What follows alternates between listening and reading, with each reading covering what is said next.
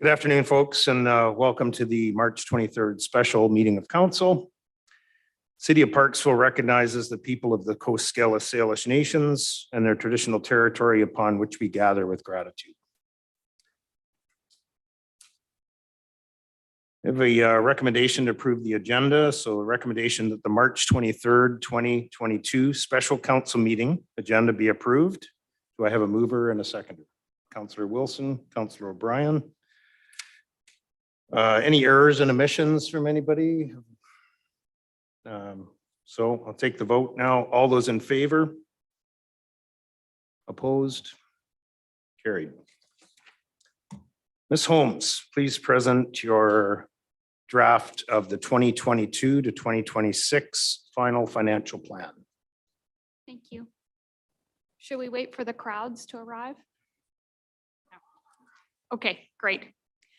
So tonight we're going to go through the general fund financial plan, really focusing in on 2022 and what changes are in the current year, including carry forward amounts that will bring from 2021 initiatives, an update to the spending packages that you received on March the 22nd, and then just working through a number of departmental overviews and looking again specifically at 2022, and we'll bring the full 5 years at a later meeting.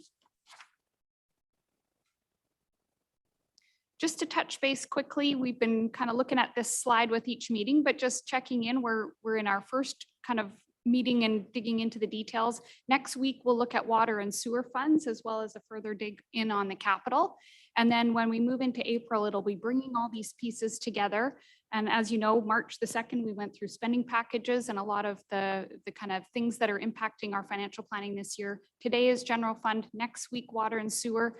The next meeting would bring all of those together in kind of a consolidated way. And at that point, we would be looking for direction from you on what we want to add into the financial plan, what spending packages, any changes. And at that point, we would look at kind of, okay, what do we need for a property tax rate to support the decisions that you're wanting to make about the financial plan. Again, a reminder that May 15th is our deadline to approve tax rates and financial plan bylaws. Okay, the first thing up is our carry forward amounts from 2021. In your agenda package are the details of this. This is a summarized amounts by functional area in the district or in the city. And what these are is things that were in progress at year end. And what we noticed is that last year there was a lot of things held up with COVID, supply chain issues, things that had been ordered, which would typically take a short time to arrive, were taking 6 or 8 months to arrive. So what we're needing is just to have council's approval and knowledge that these things are being carried forward into the 2022 budget. The net impact to taxes in 2022 is nil because we just carry forward the related funding for these initiatives.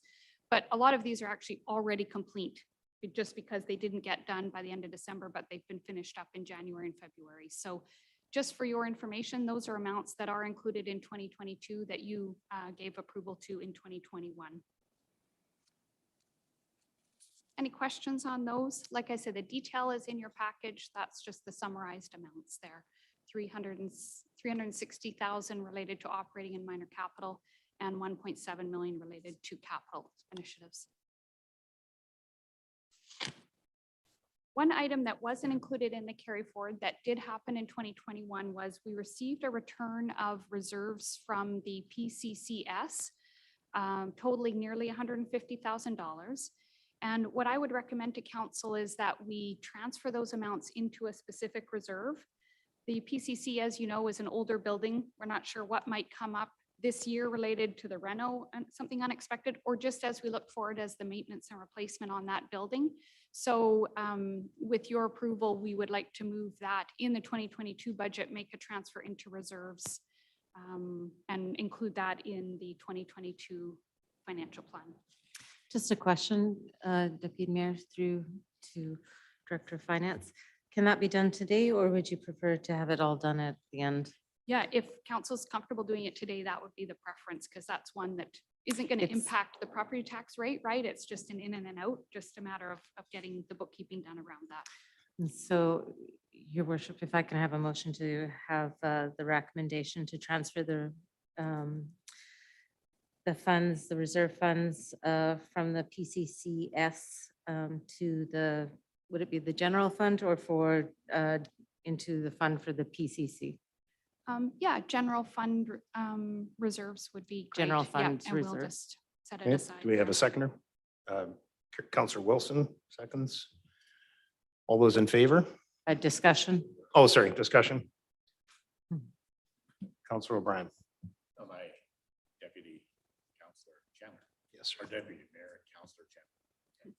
A question to Jenna, so is that the full 147, 149, 700 that's going to be transferred? Yeah, through the deputy mayor, yes, that's the total that we received. We would put the exact amount into reserves. Could you explain the difference in between, like, you totaled 60,000 capital reserve and 7,000 type of thing, but each one of those were actually referring to, were they actually refunds from the PCCS? Yeah, Or through yourself. I don't know kind of how they came to accumulate to that amount. Those are historically accumulated amounts. And so in the PCCS, they had them segregated that way. So they Okay. returned them back to us that way. So I don't think that we're limited by that necessarily. I think we'll put it as one total into the PCCS, and then council can use its discretion to allocate those funds as needed. that's where I was going with it, because one was capital. The other was Right. So, okay, that's Yeah. the question. Thank you. yes, please. Sorry, if I may, your worship. So there was just a misspeak there that this would go into the, basically into this community center reserve funds for that facility at 132 Jensen. And it would be the total amount, kind of unrestricted, but restricted for, it has to be for the PCC. And yes, and I was going to suggest that because it's to be spent on that building at some point with some sort of project at our discretion, correct? Okay, thank you. Any other discussion at all? No, and then I'll call the question. All those in favor? Thank you. Okay, next in your agenda package are minor capital and special projects. And if you recall, these are items that are typically of a non-recurring nature.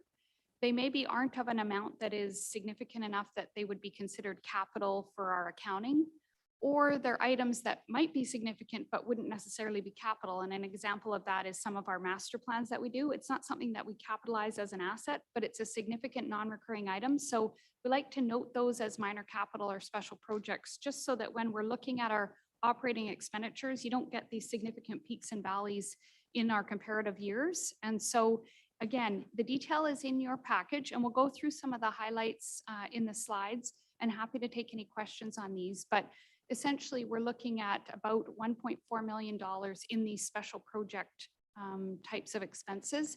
And just noting the funding sources there, the majority of this still comes from general revenue, but it just helps to split those out a little bit from our regular operations.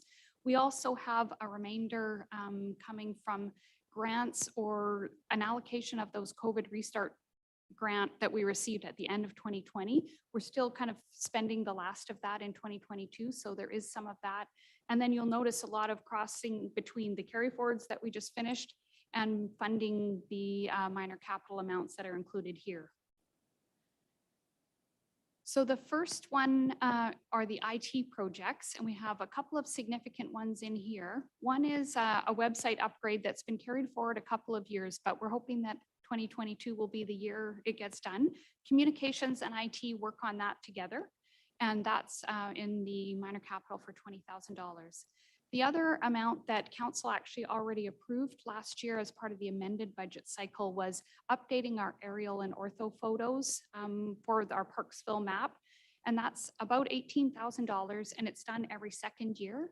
What we have been able to do, though, is work with Town of Qualicum to get some cost savings around that, because we essentially need that same aerial picture. They can do it quite efficiently that way. So we're going to do some cost sharing with Town of Qualicum Beach on that as well. Councilor O'Brien? If I may, through to Jetta, just a question regarding the website. Didn't we have a carry forward on the website? Didn't we? Is that it? The 20? So that's just a strictly carry forward. Yes. It's not adding any extra. It's just the carry forward from previous, Right. with the hope that it might get done in 2022. Yeah. Yes. Thank you. Councilor Wilson? Thank you. Through you to Jetta, what's the holdup getting this done?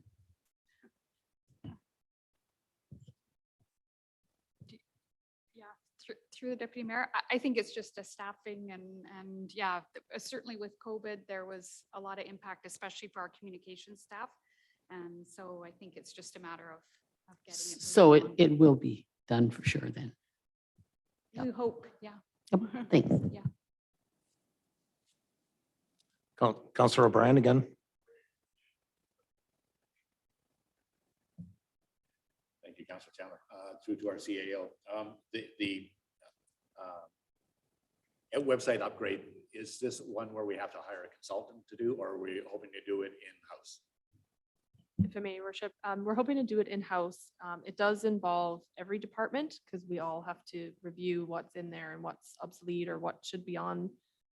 So IT and communications both were pretty much fully deployed to COVID because the IT guys had to get us all set up remotely and that kind of thing.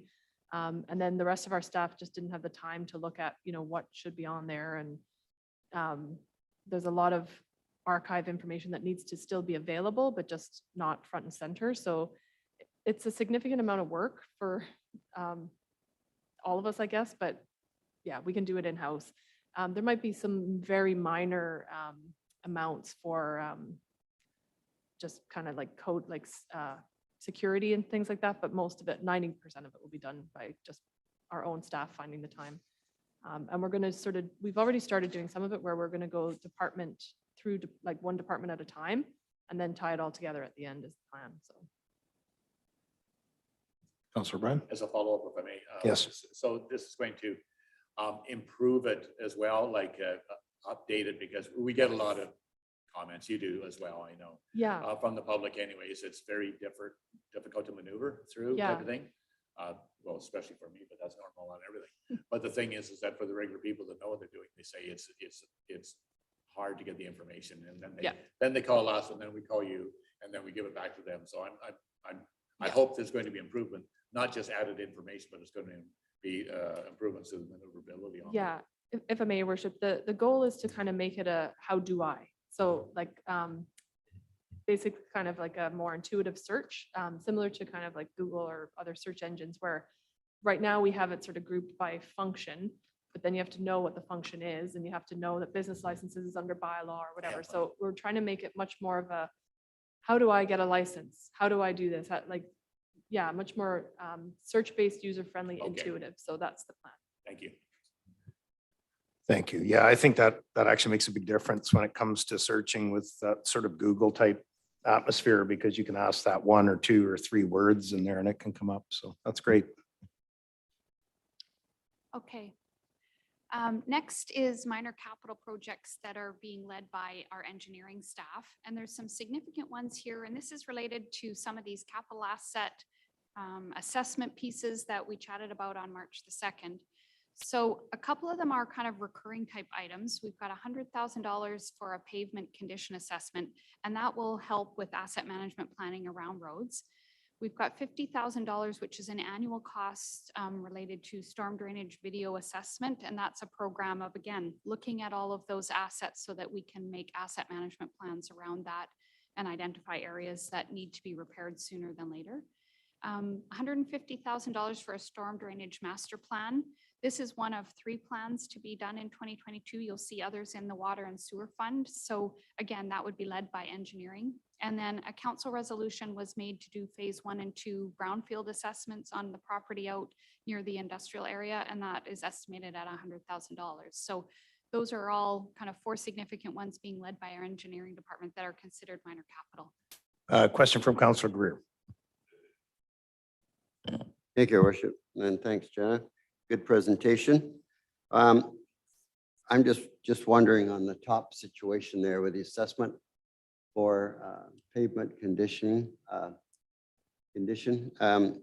I've inquired every year, I think for the last 14 years, about paving the park, the baseball parking lot. Has that ever come up? I mean, there's thousands of people use that parking lot and it's a mess most of the time. We've just gone in and graded it, put dirt on it, and now there's potholes 2 days later in there. We've spent a fortune on that property over the last 20 years that I've been here. And we seem to refuse to have it paved, and I don't understand that. Each If I year I may. ask about that and it goes nowhere. So I think that last year we did some grading of it and. You do it every year. Is it the gravel parking lot? That's one. we're Yeah, you speaking of. do, So you do it every year. the ballpark. I don't know about whether paving has been considered. We could certainly follow up for you and get an answer to that. Half of it's paved. Okay, And our CAO, I think, told me it was going to cost $1 million to pave the other. That seems like a high price, but I think that's a priority. We have thousands of cars use that, including people that try to even stay overnight in campsters and so on. But it's well used and it's full of potholes. It's a mess. And it's been like that for 20 years. And I have a lot of pressure put on me because I know all the ball players and all the different people down there. And it's a problem for me and a lot of other people. Anyways, if I may, it may be, I mean, certainly as we consider some of the climate change issues around that, the more surface we have that is hard surface like that. So whether that's something that will be considered as we're looking at some of those community plan, master plans and the storm drainage and all of those, I'll certainly raise it with senior staff and see if there's been any discussion about that. I mean, for me, it's a fairly high priority. There must be other items that we could drop in lieu of that.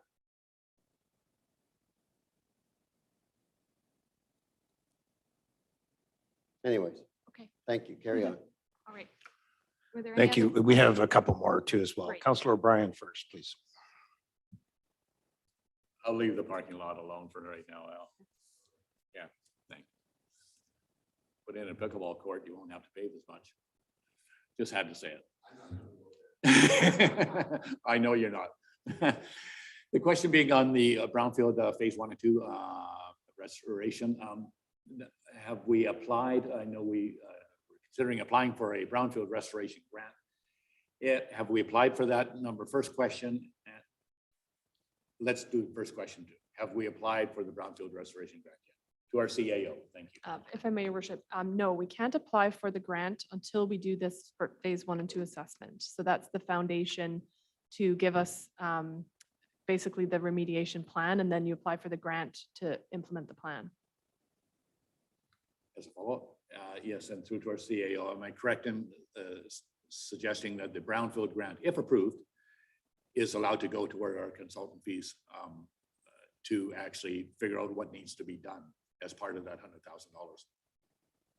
If I may, your worship, through you to Councillor Bryan, I can't recall if this 100,000 would be eligible for that after the fact.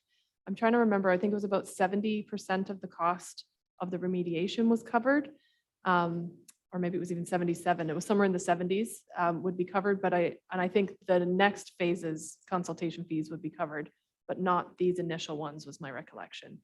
So basically what I recall from that grant was that you had to be kind of almost ready with your remediation plan to apply for the grant.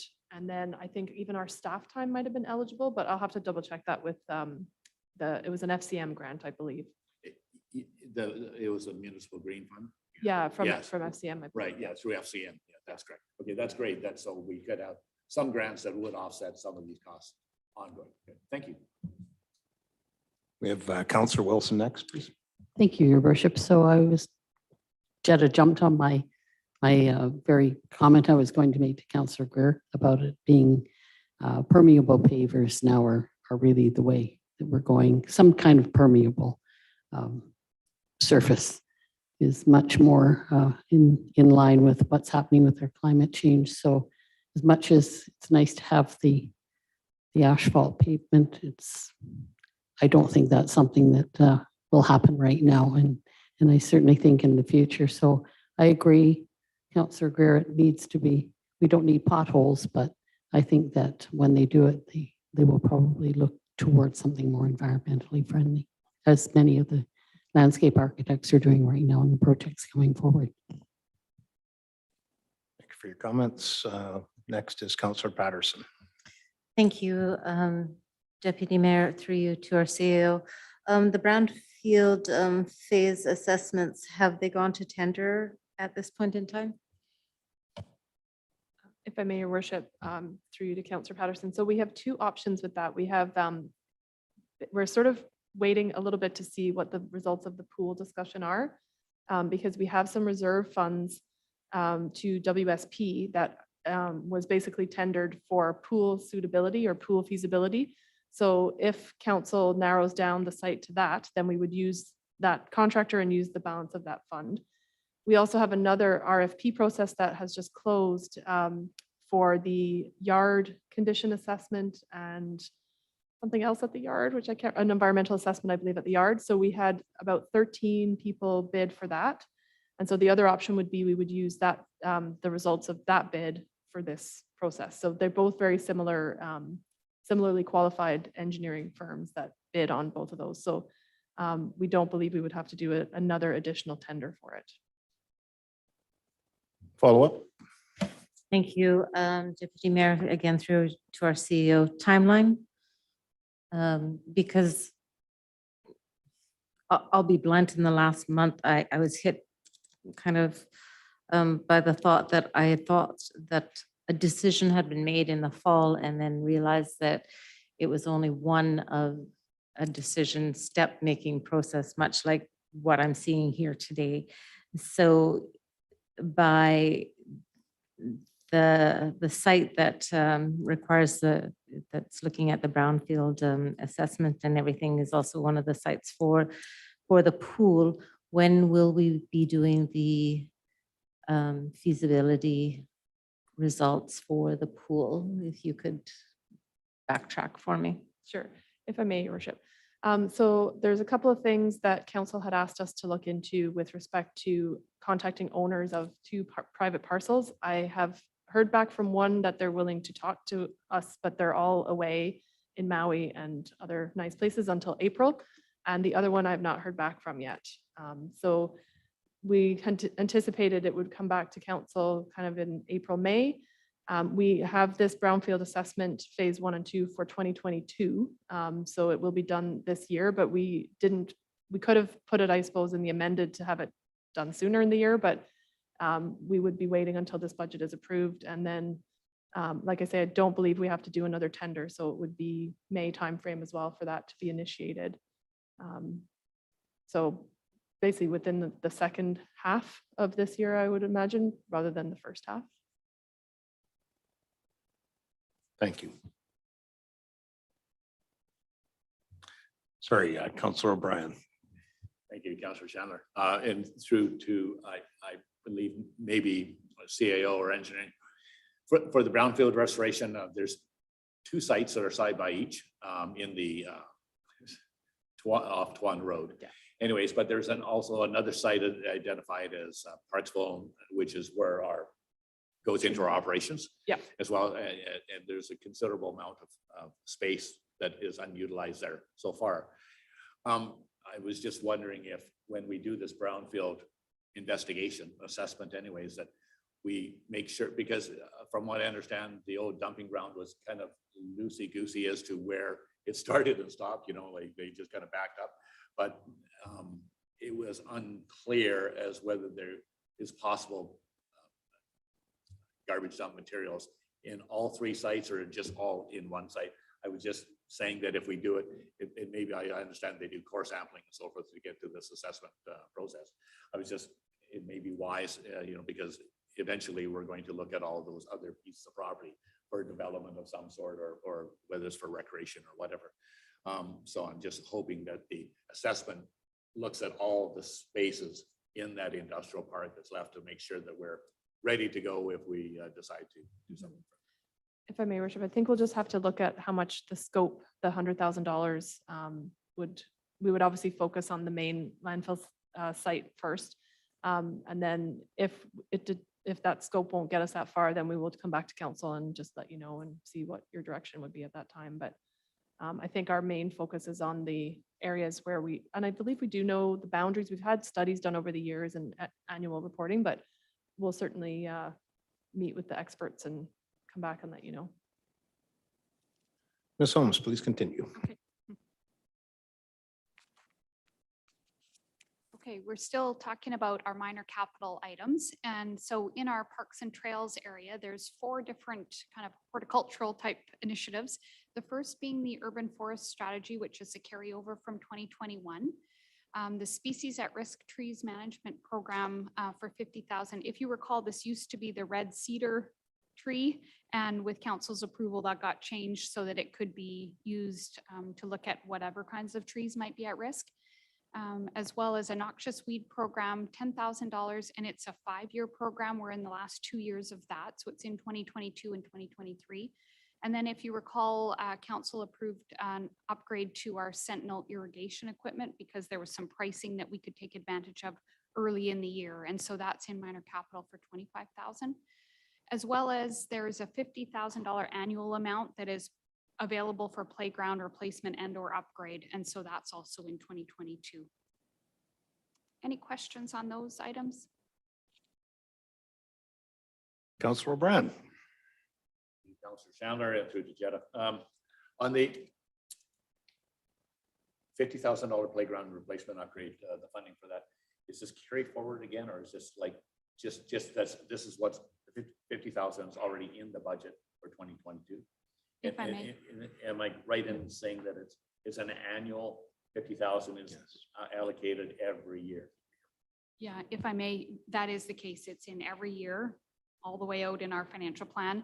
And sometimes it's used to, say, purchase a number of small pieces of equipment. Some years it's one very significant piece. So it's kind of at the discretion of what's needed in the year and available there so that we can always ensure that upgrades or replacements are done as needed. Thank you. I just my own personal comment is to allow for another $50,000 in the playground.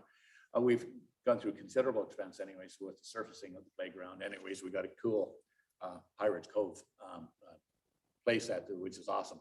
Kids are loving it. And in between everything else down there, I'm just not sure that we have to do another 50,000. We've spent close to $1 million now on the resurfacing. And I think it's just a little rich just to carry on. Councillor Greer did bring up a fact of his opinion of what, money could be used for in part of that community park. I'm just not sure that it's pretty rich. The playground has done very well.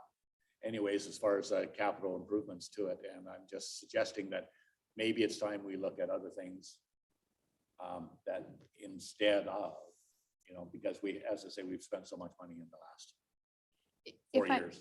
If I may, so this is not just community park playground. This would be any of the playgrounds. So 2 years ago, we used it for the Shelley Creek playground, about $47,000. And I think probably before we kind of proceeded on any changes on that, we might want to hear from our director of operations, because I know that there's kind of legislative requirements around inspections of playgrounds and things like that. So it may be that this is part of a planned replacement, and I don't have that information, but we could certainly follow up and get that before, just so that you can make that decision, knowing if there's requirements that are part of a replacement or maintenance plan for all of the playground equipment in the city. So as a follow-up, if I may, so you're saying that there hasn't anything that actually been allocated against this 50,000? Yeah, if I may, that's correct. It's just there as a placeholder for whatever might come up, or there's plans in place for such and such park playground needs replacement in whatever year. And so as each year comes up, an assessment is made and brought back to council as, okay, this year it was Shelley Creek, or maybe it needs to go to community park if there needed to be more on the rubber surfacing or any of those types of things. So it isn't allocated to a specific playground in the financial plan. Operations may have their own kind of maintenance, and that's part of the asset management planning as well. Right. I understand about the maintenance and so forth and keeping the playground safe and so forth, and I get that. I totally understand it. But I'm just wondering if, like each time it would take another 50,000, or do we look at and say, well, we got 50,000 that's been allocated, let's spend it. And that's what I'm having a problem against. I certainly don't mind at all having it in there as a reserve anyways to fall back on something in case equipment is failing from a report. But if it's just like, we got it in there, let's just spend it. To me, that's not really prudent to be doing that. I think we should be looking at the whole package. And like, I'm thinking that maybe there's some years does that 50,000 ever get carried over? Say, oh, we didn't need it last year type of thing, so we're going to carry it over into 2023 because everything was in good shape. I'm wondering if that has ever happened. Or did they just say, hey, 50,000 is in here, let's find something to spend it on? So you know what I'm getting at? Right. If I may, yeah, I don't know the answer. In the 3 years I've been here, it's been spent each year, I know, yeah. but that was on very specific projects. So that's certainly something that we could follow up with our director of operations and see if they have a plan or if it is something that is, as you say, just a placeholder there and. That would be helpful to have Okay. that information if there's anything been earmarked or tentatively. Because otherwise council doesn't have a decision on whether that's a good idea or not, if it's just adding another piece of equipment. Obviously, if we're doing replacement or repair or anything like that, we don't need to be part of that decision. But as far as like spending the money without, have to justify. Right. If I may, what I'll do is for our next meeting, we'll check in with Director of Operations and just see if there is a plan in place or anything specifically identified for this year so that council can make a decision knowing that. Yeah. Okay. Thank you. I just, I'm looking at just spending money for the sake of spending money. There's huge pressure on us this time with all the other expenses that we got coming up. So I'm just looking at everything. It's going to be a little more critical this time. Thank you, Councillor Wilson. Thank you, Your Worship. So Jetta, you once again jumped the gun on me. And it was the safety issue and whether that 50,000 had anything at all to do with possible safety. So just in a follow-up with Belinda, I'm wondering whether or not you could ask her whether or not there is a safety component to that might clarify why we need to have that 50,000 or so in there. Thanks. I think we can just make a note of a few things and then for the next presentation, so the public has the opportunity, we can put them on a slide or something and just, For sure. yeah, my understanding is it's based on inspection and safety and all that, but we'll let the pros from Dover, so to speak, explain it to council next time. Thank you. And I just have one quick question from my end. Is that would include Foster Park as well and any other facilities, correct? Thank you. Okay, next in the minor capital, there's a number of facilities projects.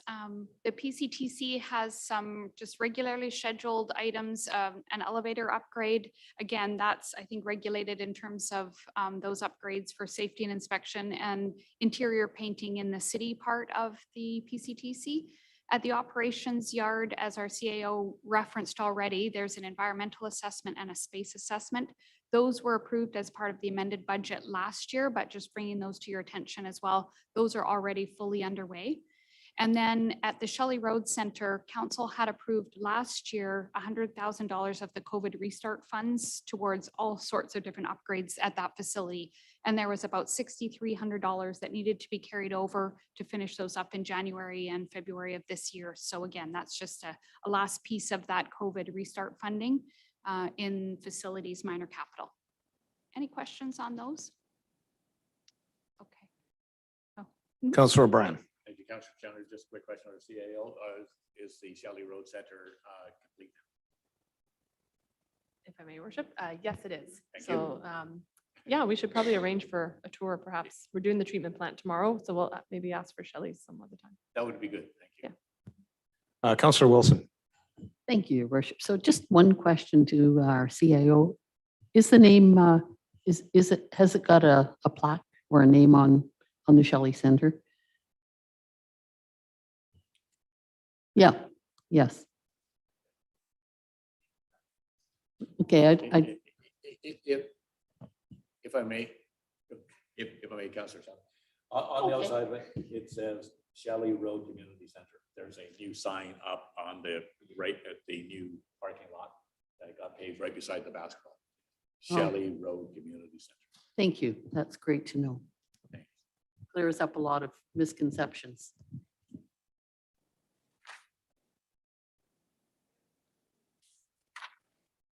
Carry on. Okay, that's the end of the minor capital. As I said, the details are in your agenda package. I just wanted to highlight some of those more significant ones. So moving into capital, and again, we're going to focus in on what's coming up in 2022. And then you'll get the full 5-year plan at a subsequent meeting. But just to highlight a couple of things, again, the details are in your agenda package.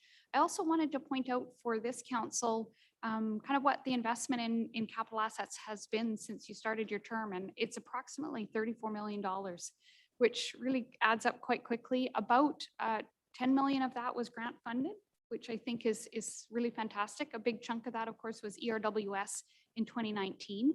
But you can see in each of those years, and then in this year, in the financial plan is about $12.5 million of capital projects. And I've identified for you there, just summarize the funding sources for each of those. And you'll see in the current year's capital, less than half of it is coming out of general revenue. And we've got a very significant portion coming from grants, 3.5 million. And then the remainder of the COVID restart funds, $100,000 was carried over from the original 200,000 that was allocated to looking at the feasibility of the pool, and then allocating $100,000 towards a forum upgrade here. As we continue to, we did a couple of pieces last year. So that's the last of the capital funding out of that $2.8 million of COVID restart grants. As we already reserved, there's a bunch in the carry forward reserve that's coming forward for completion of those projects. The land sale reserve, if you recall, was the purchase of the fire hall property, which completed in early January. So that's just a transfer from reserves. And then gas tax that council already approved with respect to the community parks, sports courts, multi-use safety and accessibility project. And there's roads and drainage projects that also have gas tax funding. Capital reserve, 115,000 towards the washrooms, and then some amount of DCCs being allocated to trails. And again, just to explain on the DCCs, we collect DCCs every year from developers as things are built. Those are automatically put into a deferred revenue type reserve fund. They're only brought into revenue in the financial plan when we actually apply them to projects. And those are only applied in accordance with our DCC bylaw. And so right now, those are all being allocated to trails. We don't have any DCC projects in roads right now that they're being allocated to. And so when we do the DCC upgrade in 2023, I think it's allocated for, there'll be a number of new projects that will be identified that we can use DCC funds for. So we do have healthy DCC balances. They just can only be used in accordance with the bylaw.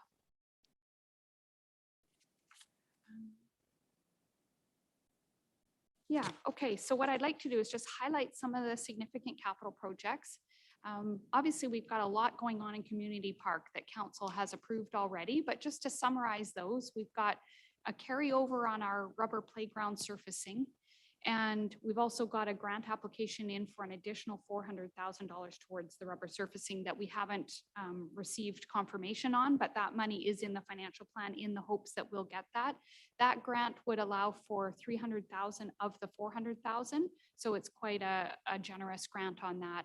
The performance venue, of course, is very much in progress, and we've got a number of different grants on that, both a federal provincial shared grant as well as an iced tea grant. And there's been significant donations from Beach Fest as well. That's part of the funding on that. The multi-use courts and accessibility and safety upgrade that council's already approved is in the plan. $600,000 for the gathering space, which is also largely grant funded at 73%. The washroom facility is about $500,000. Again, a bit of a combination of carry forward of capital reserves and some general revenue funding that. So lots going on in the community park. It's quite amazing, but a total of about 3.8 million in the current year's budget on that. And all of those, with the exception of the gathering space, are very much kind of in progress and happening. Any questions on all of those before I move on?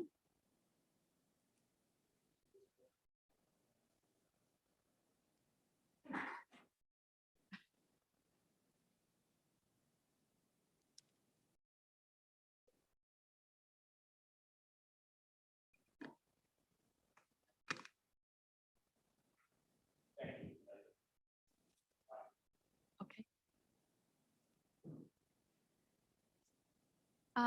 Next door to us, of course, we have our PCC and BGC daycare space renovation that's happening. A little over $2 million, 100% grant funded on that. 91 daycare spaces for families. As well as that, we're getting some enhanced community meeting space out of that. we're going to get, the HVAC will be upgraded as part of that grant. The washrooms will all be upgraded, enhanced recreational space with the divider. It'll allow for multi-court play, enhanced outdoor spaces as well. And that's also very much in progress. I understand that yesterday there was a pop-up event there that was attended. So kind of the first kids in that space. So that one is again, fully in progress and was a carryover from last year with that funding. We have received some of that funding in advance. So it is actually in our bank already. We just apply it as we basically incur those expenses. The fire department has a number of capital items. The final payment for the truck, which was ordered 2 years ago, and we expect to receive delivery of that in May. The last payment is about $70,000. Total cost on this was $791,000, and so that has been brought in under or exactly on budget, despite a lot of COVID impacts with respect to delivery. I think it's only maybe a month later than was expected, which is surprising for a lot of vehicles. And there was also some budget of about $30,000 related to equipment that goes on the truck, but this will be the final payment on the truck itself. And carried forward from many years in the financial plan is just the regular replacement of the 3 pickup trucks. And so that's about $150,000 total. That's on a 6-year replacement cycle. Again, that's been in the financial plan for a number of years. And as approved at the amended budget is that apparatus enclosure for about $45,000, which will be used to house or cover and secure the apparatus that's getting moved out because the new truck will be in the apparatus bay. So those are the 3 significant fire department capital projects this year. Questions? Yes, I have a question. As Councillor Chandler threw to myself, Deputy Mayor, I would like to ask the question about how often do we replace the pickup trucks for the fire department? Is that a 3-year plan? So we seem to remember we just saw those just, I think, as we were incoming. Okay, so the fire department is on a 6-year replacement, and I think that one is maybe more important than some of our other fleet vehicles in that we need those to be good and ready to start.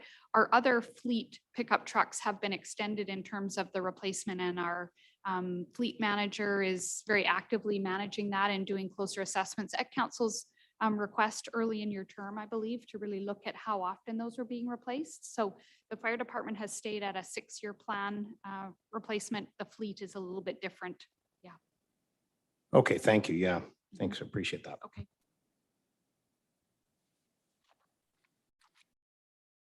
Okay, a number of infrastructure projects happening this year, and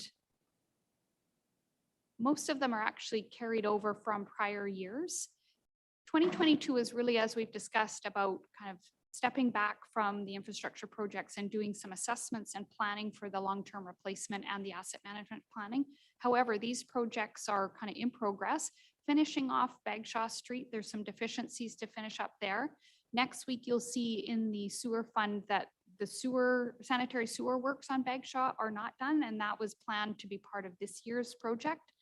And the continuation of Memorial Avenue and Hearst Avenue roads and drainage works. Moss Avenue roads and drainage, the design has been completed on that, so it's taking that to the next step. And then in the budget, which again has been in the budget for a couple of years, is just a general budget for asphalt overlays of $500,000. So those are the significant capital projects with respect to infrastructure, and those are led by our engineering department. Any questions on any of those? Councillor Greer. Thank you, Your Worship. Yes, I'm just interested in the 500,000 asphalt overlays. What is that? Is that money put aside for asphalt? I am taking. If I may. So my understanding of that is that a couple of years ago, our manager of infrastructure took a look at, our asset management plans around roads and just noted that we have a bit of a backlog on a lot of our paving. So the idea was to put an amount in the financial plan and an assessment done each year as to what needed to be done, because we're still in the process of kind of developing more fulsome asset management plans. So it allows for roads to be identified, significant potholes develop, or whatever happens on any road. And so that was really there as an estimate of what we should be investing every year into our asphalt replacement, essentially, that isn't part of a major infrastructure project, which we try to do in line with sewer and water and drainage at the same time. So if we don't use that fund, do we add to it or do we just leave it at 500,000?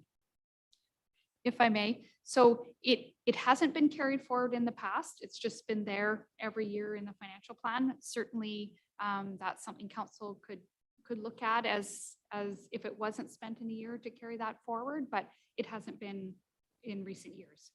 Okay, thanks.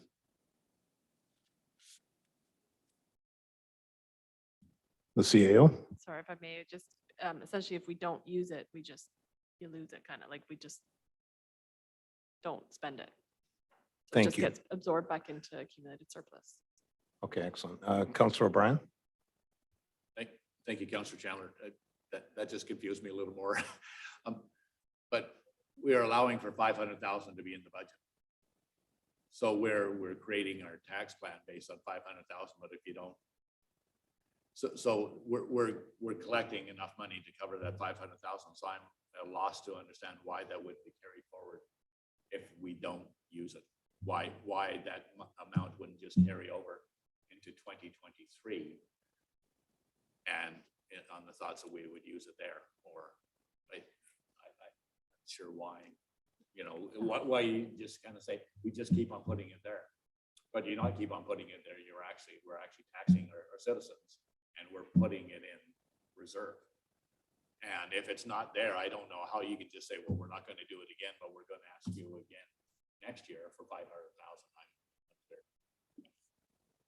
So if I may, there's a couple of different ways to look at this. The first is that, yes, we are taxing for it every year, and it's not an item that has been carried forward. That said, the city of Parksville has generally used its accumulated surplus to essentially fund the net capital projects. So although it does end up in accumulated surplus, it is essentially part of the funding for subsequent years and years of projects.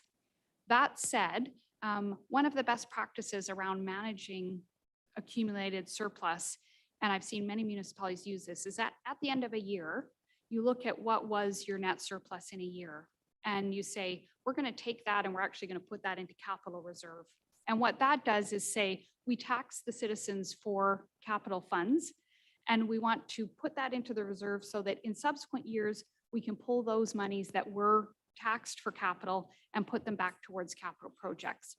So certainly on my work list for this year is to work with a reserves policy for council's consideration. And that is something that I really like when we look at what surplus is, so that, because it would be quite a tiresome process to identify every amount that didn't get spent in a year. And that may not be worth the cost of actually managing all of those carry forwards, but that's a way for council to say, yes, we taxed you for that capital amount and it didn't get spent, but we're going to put it in capital reserves to ensure that it gets spent on a subsequent capital project. So that's one way it could be handled. And if I may, we talked about this earlier today and at the last staff meeting that we are doing a bunch of condition assessments. And so we may want to amend or change that amount to be more reflective of the actual needs, because I think at one point it was higher and we reduced it because we didn't think we could actually do that much work. I think it was $1 million Yeah. at one point. And so this is one we would most likely refine when we have the condition assessments, either in the amended or for next year's budget. Because we'll know a little bit more about how much we can actually do in a year and how much we actually have to do that's high priority or critical. And we did have a little bit of a change this year with the freeze thaw that was a bit more unusual for us. We've had a little bit more failure than we've had in the past, I think, but.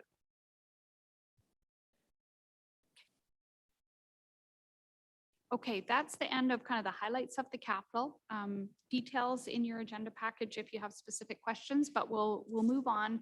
I just wanted to, sorry. One more question from Councillor Brad. You got me on the accumulated surpluses. So I just, on the very last slide you had regarding Bagshaw, it said about the deficiencies on Bagshaw is the $50,000. But you also mentioned something that there was no upgrade done to, was it sewer or storm wasn't done at the same time as the rest of the project? If I may. So my understanding from engineering is that we're going to be trying to use a new technology that's not as invasive for the sewer. So this was all part of the plan, was to do the rest. And then this year, is it trenchless that we're doing on the sanitary sewer? So it was being done and tendered separately from the rest of the project. So this is like a trenchless liner system? Mhm. Okay, I'm with you. Okay. Yeah.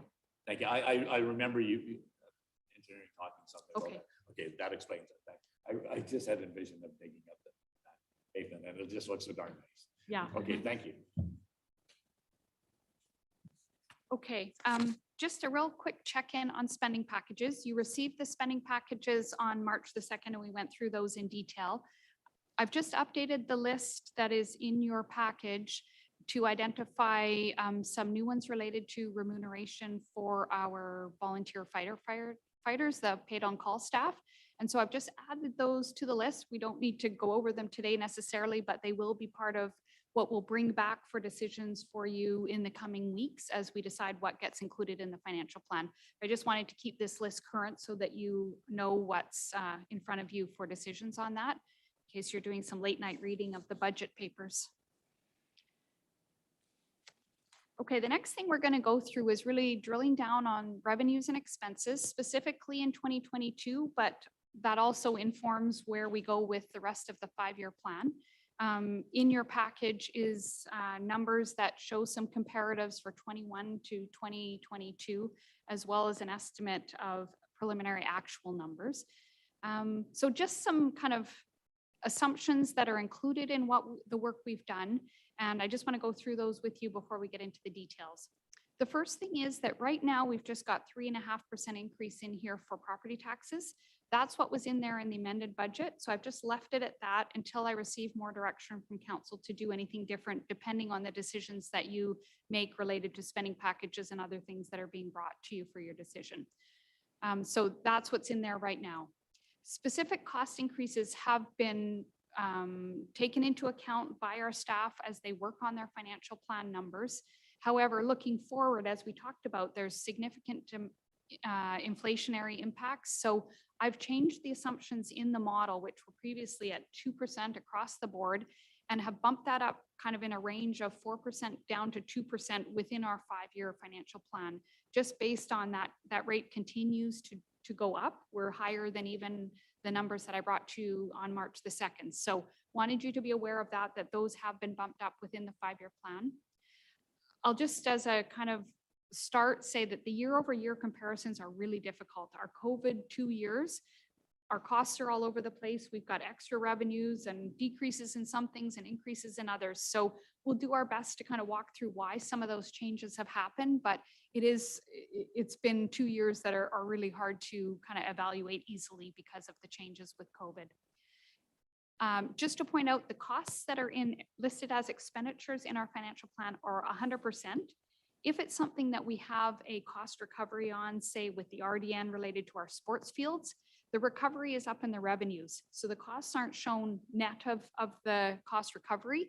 We have 100%, and I'll try and point out those revenues to you where we have cost recoveries. But it's important when you're looking at the cost to understand that's the 100% and not maybe the 70% that is the actual cost to the taxpayer. A couple of reserve contributions that were in the amended financial plan that I've carried forward. One is we typically put $30,000 in our PCTC replacement reserve, and we recently used some of that for the roof replacement. 2 years out, we have the other half of the roof replacement, so that goes towards that. And if you recall, and I'm sorry I didn't bring this up in our previous presentation, but last year council approved a 0.5% of property taxes to be contributed to a capital reserve as part of your 2021 final financial plan. So last year was $75,000. This year it's at $154,000. Next year it goes to $320,000 and then holds at that. So that's in the financial plan as it is. So council could decide to increase that or make changes to that. But I've just followed through with what was in our last year's plan and kept it in place. As we talked about, 2023 is the last year of the gas tax funding. Although most people think it will continue, I haven't made that assumption in the financial plan. I've left it at what we have within our current agreement. When and if we receive confirmation that that's continued, then we could put that back in the financial plan, but I haven't made any assumptions like that. And then, as we talked about earlier, carry forward projects are already included in the financial plan. So the numbers you're seeing and looking at tonight reflect those carry forwards. And again, there was no incremental cost to the taxpayer on that because we carried forward the funding. But given that they were already very much in progress and in many cases complete, it seemed that it was appropriate to include those already. Any questions on those kind of basic assumptions before we drill down a bit? Okay. So first up, and in your package is the details, but we're. Sorry, gonna- I do have a question there. Oh. Counselor Fraz. There we go. Yeah, sorry, I have my hand up there on Zoom, but when you're sharing a screen, doesn't want to show it. I was just wondering if mentioned about that capital reserve last year was 75,000, this year 154, and you said the next year will be up to 300,000. But if it's 0.5% each year, how does it go up to 300,000 by next year? So as I understand, so it was 0.5% last year and then it compounds. So then you get double essentially this year and then it doubles next year. But I guess I wasn't at that discussion, but my understanding was that then in that third year, direction was given just to hold it at that $320,000 level. So that was the amounts that were already in the financial plan based on last year's discussions and directions from council. So it's a 0.5% each year for up to 300,000. Essentially, yes. Okay, thank you. Okay. Okay.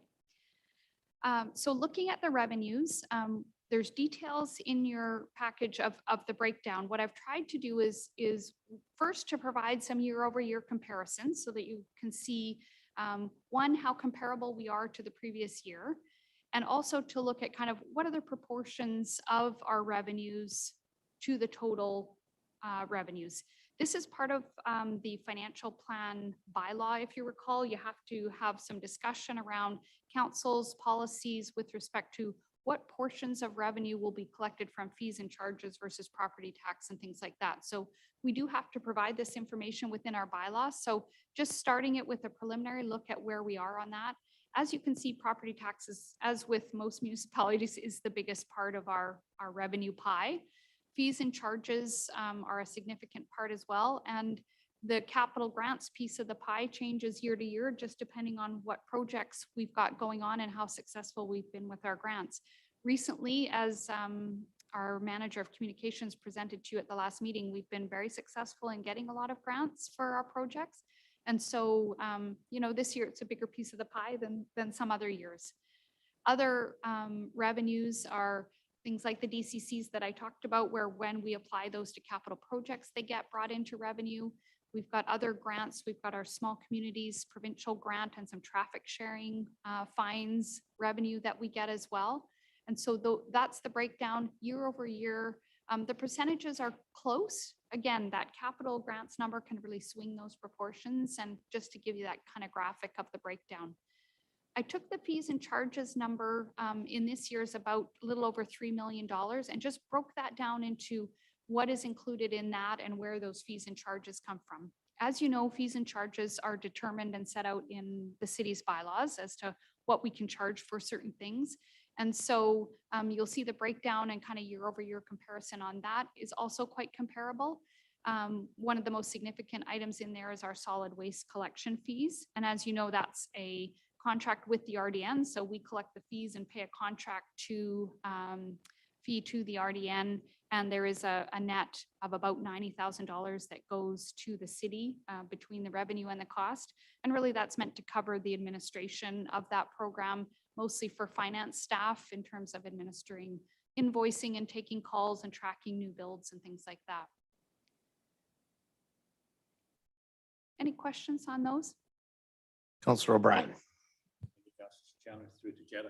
On the property taxes comparison to 2021 as compared to 2022, just shy of $1 million increase. So that is going to be, maybe you're going to talk about with it here. So we're Yeah, if I may, we can just jump to this right away, but there's the breakdown maybe that answers your question. There you are. Thank you. Yeah, so that's the 3.5%. And then just that non-market change, which was about $84 million, just real rough numbers, but looking at last year's tax rate. So that's where we get to on the calculation. Yeah. Yeah. What's important is at this time, we don't know what the increases are at the other jurisdictions in terms of the property taxes. As you know, we collect the property taxes for everybody and then flow it out to those other jurisdictions. So certainly our taxpayers see the whole picture on their tax notice, not just ours. And so it is important, and we work with our communications staff so that there's an understanding of what it is for the city as compared to other jurisdictions so that they understand that. I'll just pop back to that other one. A couple of other things to point out in here. We have, as you know, a cost sharing agreement with the RDN. So the fire fees and charges there is mostly that amount with the RDN. There's also business licenses in there. There's investment income. We've got some municipal houses that we own that we have some rent on. The 159,000 2021, 199,000 in 2022 is our RDN Northern Community Recreation, where they pay a share of our sports field maintenance. And so we add up those costs and send that off to them, and then they provide us with a payment in that. So there's a number of different things in there just to provide you with some breakdown. Again, year over year, they're quite similar. There is a 3% increase in solid waste fees this year from the RDN. So we flow that through, and the first part of that will be going out in the invoices at the end of this month, because solid waste is billed with our utility bills. So our residents will be receiving that on their utility bills, not on their property tax notice. Councilor O'Brien. Thank you, Councilor Chandler. Through the JETA, you mentioned quickly about the recovery from the RDN recreation funding and so forth when they do the bookings and so forth. And then there's two terms for it. There's certain ones that are actually, they pay us for the fact that they do the bookings for it. They send us a breakdown of the fees, I believe, like for the ball fields and everything like that. But does that, how does that sport or that field or that recreation get determined whether it's actually reimbursed by the RDN? If I may, there's an agreement that determines which fields are included in that. When we do our accounting, all of our staff time is charged out to specific fields.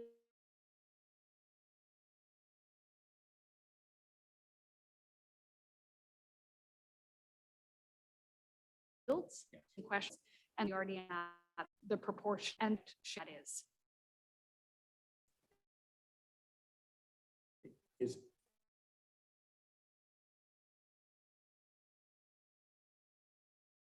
I accumulate all. They were unsure because they do the pickleball bookings, right? Like they do everything else. They said that they weren't sure whether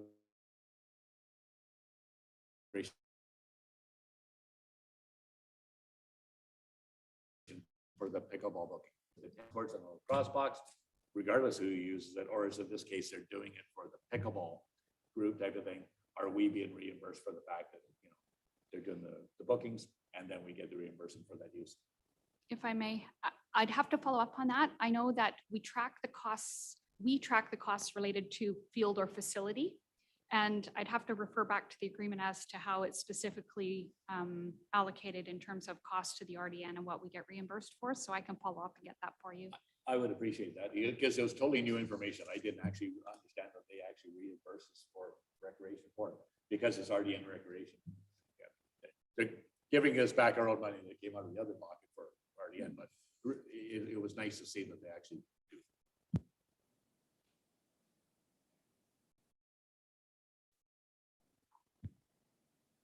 Okay, any other questions on the revenue side? So we've gone over the property taxes, but that's just kind of roughly what numbers are in there and how it gets to that. As I said, we're still at the 3.5% that was in the amended budget, subject to further direction from council. On the expenditure side, this again, the detail is in your package, but wanting to provide you with some comparative year over year, that's budget year over year. And again, pieces of the pie, it's quite similar in terms of proportion. What we try to do with this is by pulling those amounts out into minor capital, it makes it easier to evaluate where we are on kind of our basic service levels. If we have an increase in service, we should see it in these numbers and it should be reflective. I think what we want to work towards is using our property taxes to sustainably fund our kind of sustainable operations and our basic operations and make specific direction about increases in services. And then for those capital projects or one time, using other sources of funding like grants or DCCs or other reserves to fund those one-time items so that we ensure that our basic service levels are funded sustainably with our property taxes. And so this again, just an illustration of kind of what the proportions are of various services that are provided within the city. They're not as kind of stark in terms of size as the revenues, but you can see that the, police is a big chunk, fire is a big chunk as well. Our public works and parks and facilities, that whole piece, is a large proportion of our staff that provides those services.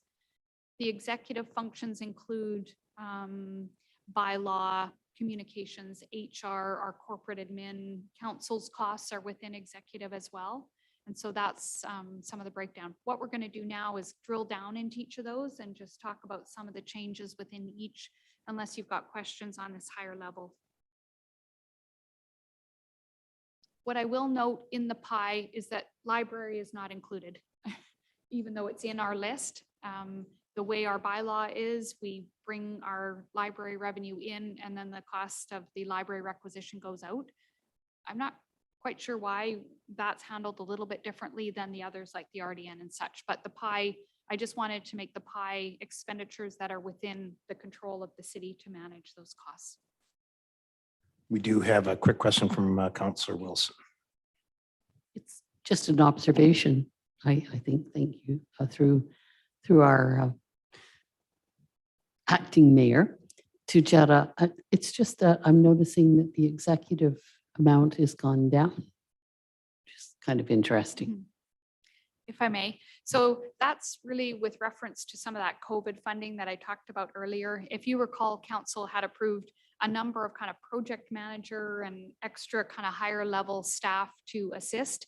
Those were all parked in admin until it was sorted out where their help was going to be required. And so we do have our 2 project managers that have continued, but some of those funds have been dispersed out to other employees that that were needed. And so that number is largely skewed because of the COVID funding expenditures.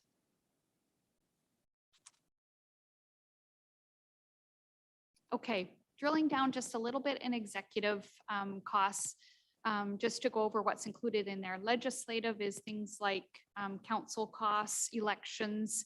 Administration is our, obviously our administration, CAO and corporate responsibilities, FOI and things like that.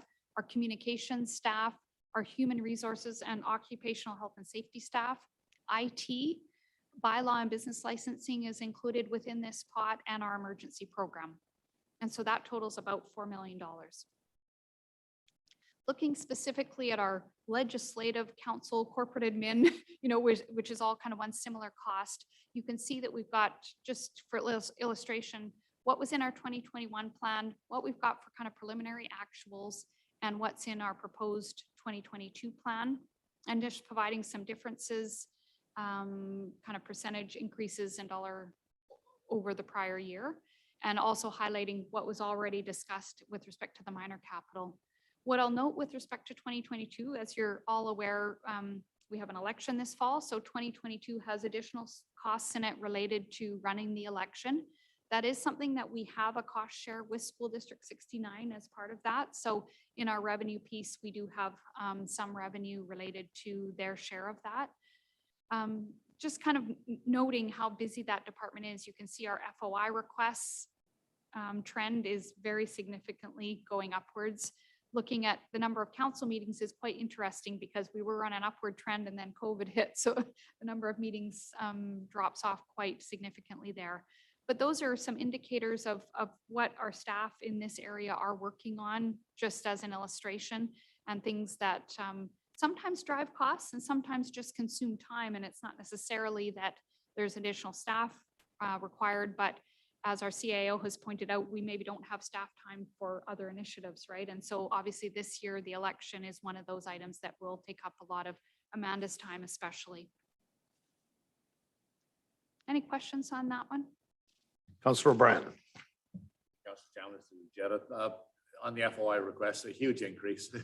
Thanks, COVID, too much time. But anyways, really, the thing is that there's the ability to do some cost recovery on that. I was just wondering, out of those 66 requests, was there any cost recovery, or was it they all fell within the reason of under so many hours dedicated?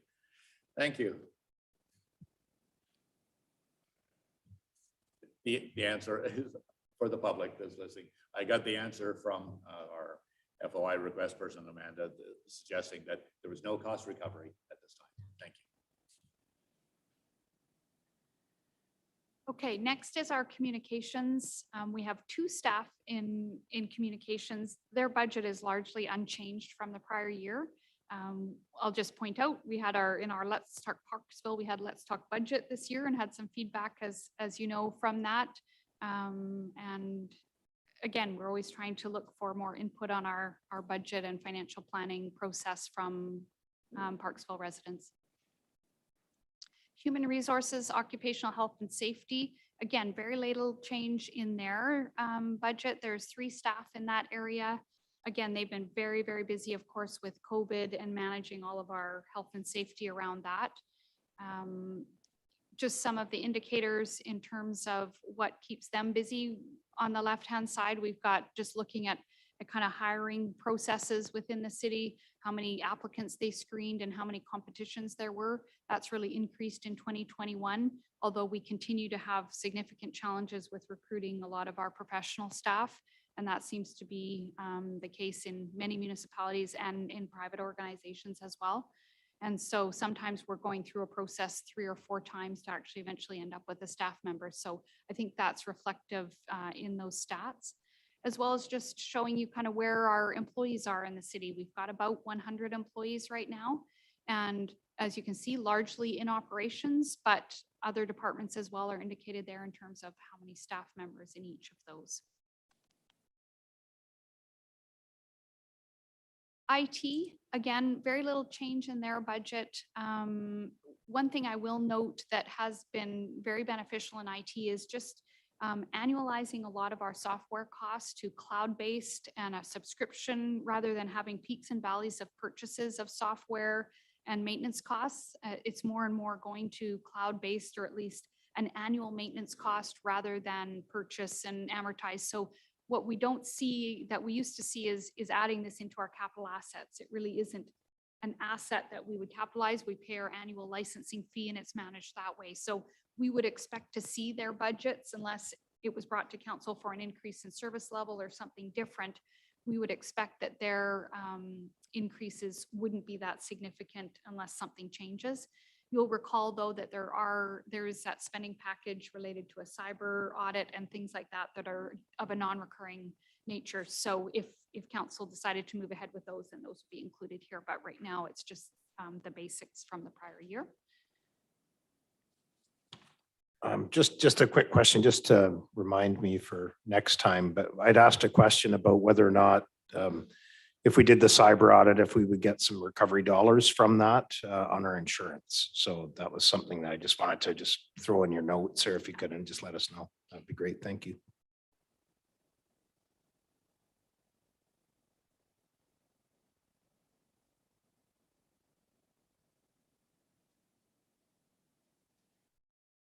One more thing I will note on this is our GIS staff is also included within IT, and we have 2 GIS staff.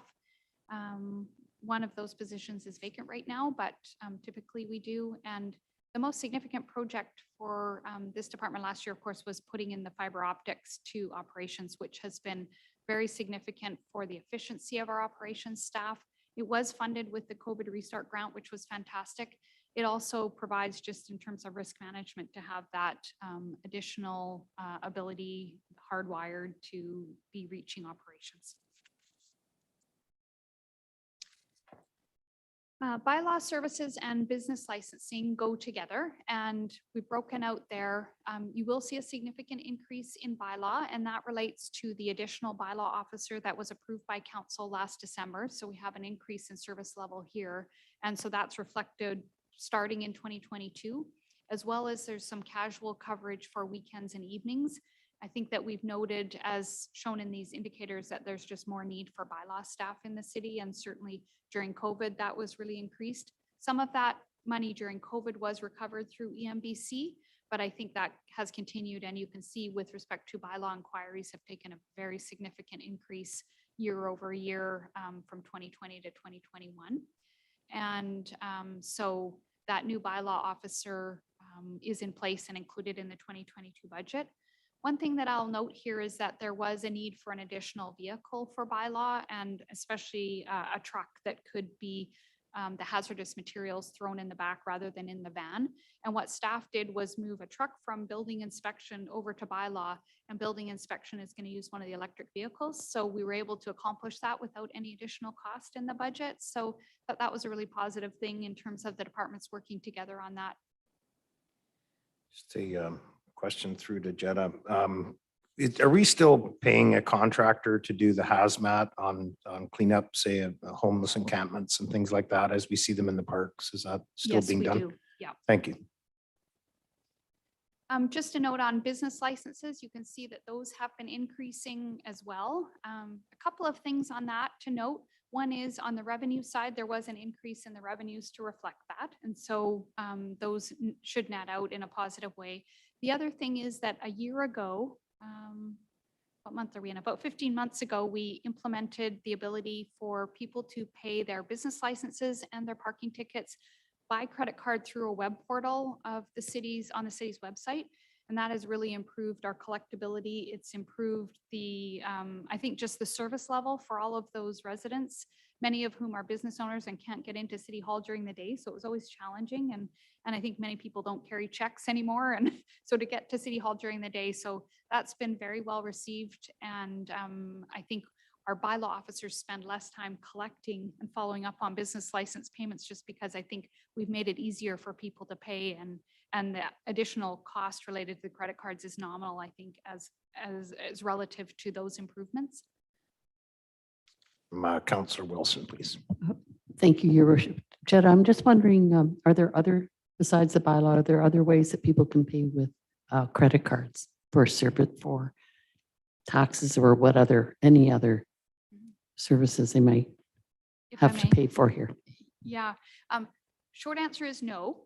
We've done it for this specifically because there was a lot of request for it. What I've seen other municipalities do is kind of do it through a payment service where a resident could pay 2.5% and then it flows back to the city, which is a bit administrative. But most municipalities have not gone with credit card payments on property taxes just because of the cost.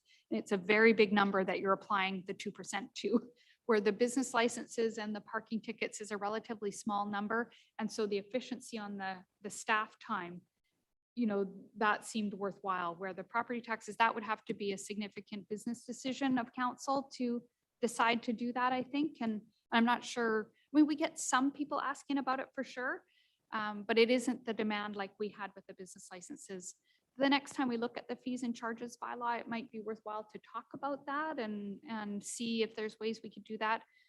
What we encourage residents to do now is to sign up for that monthly property tax and utility bill payment and really encourage that, because that, one, is easier at the end of the year when the bill arrives, but two, people find it really easy. It comes out of their bank every month, and we set up a lot of people with that, as well as online banking is really easy for people as well. But it would certainly be something we could consider. I think we would just want to charge a fee associated with that. Follow up? Just to follow up would be that money that you set up as a monthly payment that goes into I guess some kind of tax count that you're collecting interest on, or an interest-based account? Right, if I And may. then where does that fund go to? Right. So we collect it monthly. We actually pay interest on it as well. So from our investment income is allocated an amount towards that. So it sits in our bank accounts for the year. And then at the end of the year, when the property tax notices are run, Shannon brings those accumulated amounts forward. It shows on your property tax notice. So you have $1,000 due, you've paid $900 during the year, you only have $100 owing. And so that shows on your property tax notice. So it's all tracked within our Tempest accounting system to those residents, and including if a property sells, we reconcile that and carry it forward or not, depending on statement of adjustments and things like that. Just a clarification, what I meant was when you take a monthly payment, you're putting that into an account. We wouldn't be, as the city would not be paying interest on that. Would you not be collecting interest on it? If I may. So residents have that on deposit with us. And yes, we pay them interest at a percentage that is set by the province on that. And that encourages people, so they're taking it out of their account where they might be earning interest. And so we would rather help them and facilitate that process. They put it on account with us and we pay interest at a statutory rate. I didn't realize that. So thanks, Jetta. Maybe I'll pay mine in advance and thanks. Gonna say, I just think you didn't can- want to lose my interest. I think you can get the form online. Councillor O'Brien, did you have a question? Yes, I do. Thank you, Councillor Chandler, through the Jetta. So I'm just trying to back up here on the business licensing and so forth, the 74,000 for 2021. Is that revenue received or is that, or expenses for the business licensing process? Or is that, If I may, yeah, that's just the expense side. okay. Yeah. Is there a slide coming up showing revenue side on business licensing or fees Yep. received and or like parking or you know, bylaw fees and so forth? Is there a slide coming up on that? If I may, there wasn't a slide specifically on that, but the business licenses is about $200,000 a year. Okay, Yeah. that's general. That's all I need. Yeah, okay. And then just if you don't have a slide on, like how much fines recovery do we have? And just rough. Sure. We'll have a comment with our CAO as well. Too. I'm just going to say, Your Worship, if I may, while Jetta's looking for that, just a reminder for council that the business license revenue that we get is partially shared, about $50,000 roughly with the Chamber of Commerce to provide the visitor center. So we use that money from business licensing to fund that agreement that council has. So, and Yeah, that, I didn't know that. That's good. to yeah, know.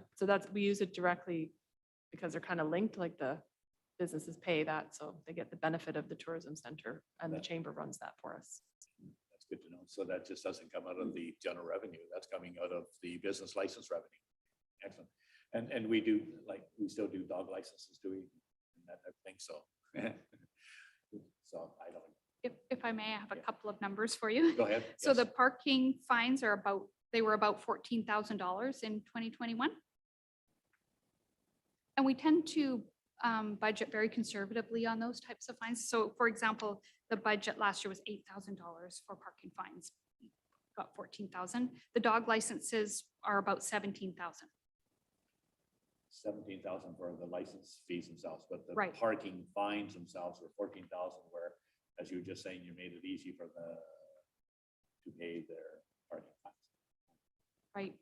But And that's- I note that when I first started 3 years ago, we actually would send things to collection after we'd made efforts to collect on tickets and such. We rarely do that anymore. I think people just get her done and pay online and do it that way. So that's been really beneficial for staff. So in those particular cases, does that go against expenditure or does it just go into revenue? Like for the fines, like does that go into, does it just get applied to expenditure? Like for bylaw services, which would be those providing it? Or does that, the 14,000 in fines and $17,000 in dog licenses, does that just go into revenue? If I may, the short answer is it just goes into revenue. That said, though, when we have our fees and charges bylaw, the fees must be kind of tied to the cost. So we can't charge fees that are exorbitantly higher than what it is costing the municipality to provide that service. So they're tied in that way. But it's not as though, you know, each department has to be its own business unit or anything like that. We track them by department, but certainly within the general fund, it's all part of general fund revenue. But again, tying those, when we revisit the fees and charges, they do go back and make sure that those are tied together to some degree. That's good news. Thank you. Okay. That helps me understand where my $30 parking ticket goes to. So that's good. Thank you. Just a couple more charts on bylaw services. You can see bylaw calls, a bit of a dip in 2019 and 2020, but we're back higher than we were previously at 633 calls.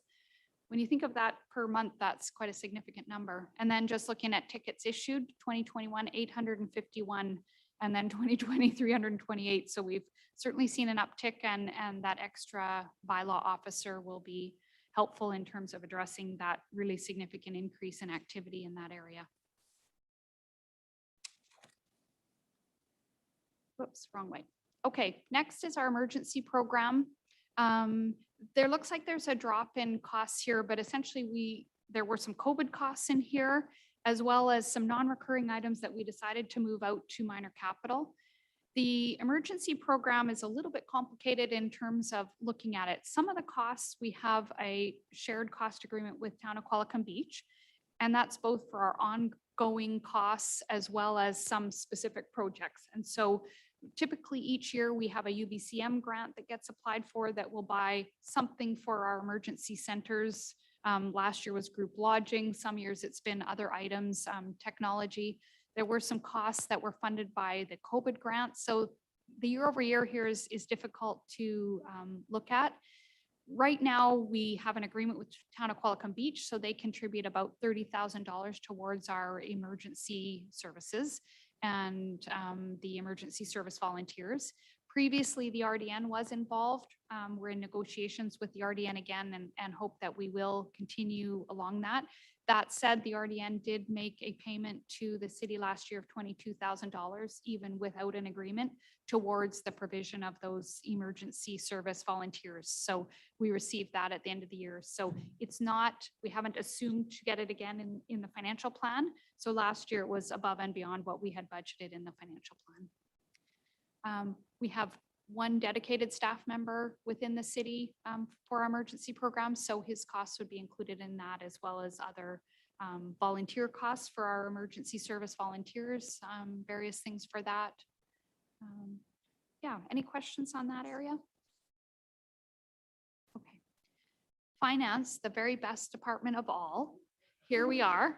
As you recall, there are, I kind of laugh because I think our department has the biggest increase this year.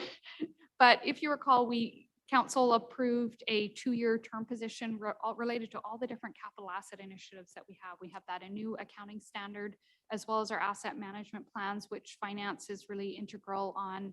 And council also approved taking a position that was formerly 3 days per week and making it full-time at 5 days a week. So this is the first year that we're showing those incremental employee costs related to that.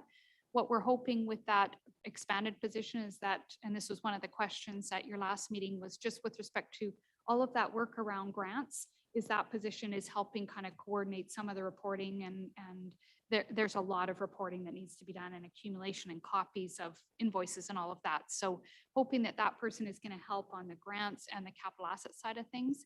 And it also in finance this year, some consulting costs related to that new accounting standard, because it is quite technical and we're going to need some help on that as well.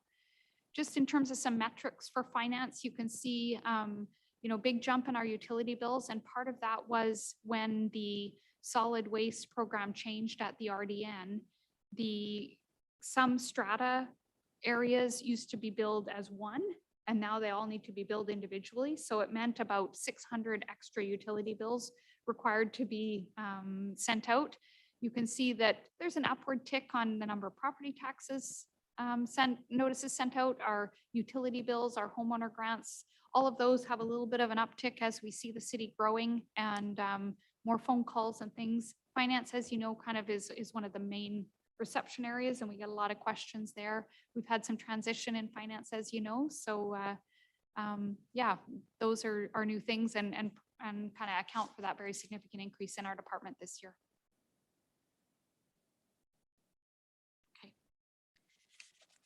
Looking at police, we've talked about this a little bit. Council's already made a resolution to move the addition of that 18th officer out to 2024. So that is in the financial plan, so there won't be an increase related to that in 2022.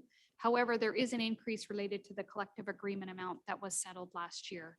And so you'll see that significant increase. We will be making a payment of about $550,000. We actually don't have the final invoice yet of retroactive pay. However, we had accrued that along the way and had the funds set aside for that.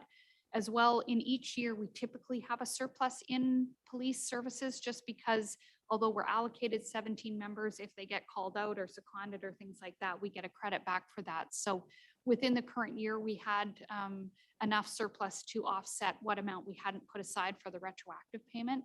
Many municipalities were caught high and dry. They hadn't put aside enough, and it was a very significant amount and much higher than the RCMP had estimated.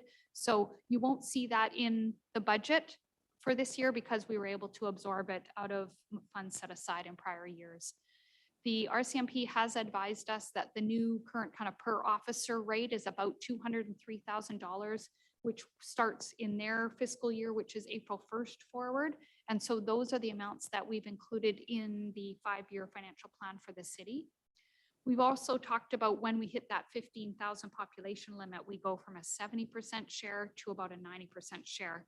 And looking ahead on population estimates, we're thinking that's going to happen 2028, 29, 30 in there, depending what happens. The hit at that time is about $1 million increase in costs. So it's very, very significant. Something that I would suggest council may want to consider is starting, and it's again, part of that, maybe the reserve policy, but if we have a surplus on our police fees in a year where we budget a certain amount, but we end up actually incurring less cost, is maybe taking that amount, putting it aside so that when we take that significant jump to the 90%, that we can kind of absorb that a little bit over time and kind of roll that into the tax rate over a number of years rather than one significant increase all in one year. I've seen a lot of small municipalities try and do that because it is such a very significant number. And so that's something that council doesn't need to decide this year, but it's coming. And I think it's coming quickly as we've seen with our population numbers. What we're hoping is that maybe the census will bring us one more census just under 15 and we'll get another term out of that. But it's certainly something that we should be starting to look forward at and maybe considering moving that surplus out.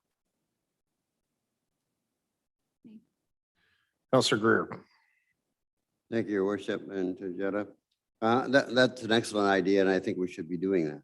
I mean, there's nothing better than planning 5 years in advance and being able to handle the situation rather than get hit with a huge amount. I think that should be automatic, and I don't know how we do that. Do we make a motion in council on that? If I may, we certainly could do it that way. What I would suggest might be better is that we bring it back to you as a report with some numbers and how we might best do that. That'd be better. Yep. Yeah, and certainly probably try and do it before the end of this year so that if there is a surplus in this current year, we could start that sooner than later, but it's not a decision that would necessarily need to be made as part of the financial planning No, that's process. good. Thanks. Okay. I also think having all of council here too would be really good for that too as well. Have a full house if we can. Next is our fire department. Again, their cost increases aren't that significant. We do continue to have challenges with retaining enough paid on call staff. You can see with the chart there that the number of calls and incidents is significantly on a pretty steep trend upward. So there are some challenges there with respect to responding to those calls with enough staff.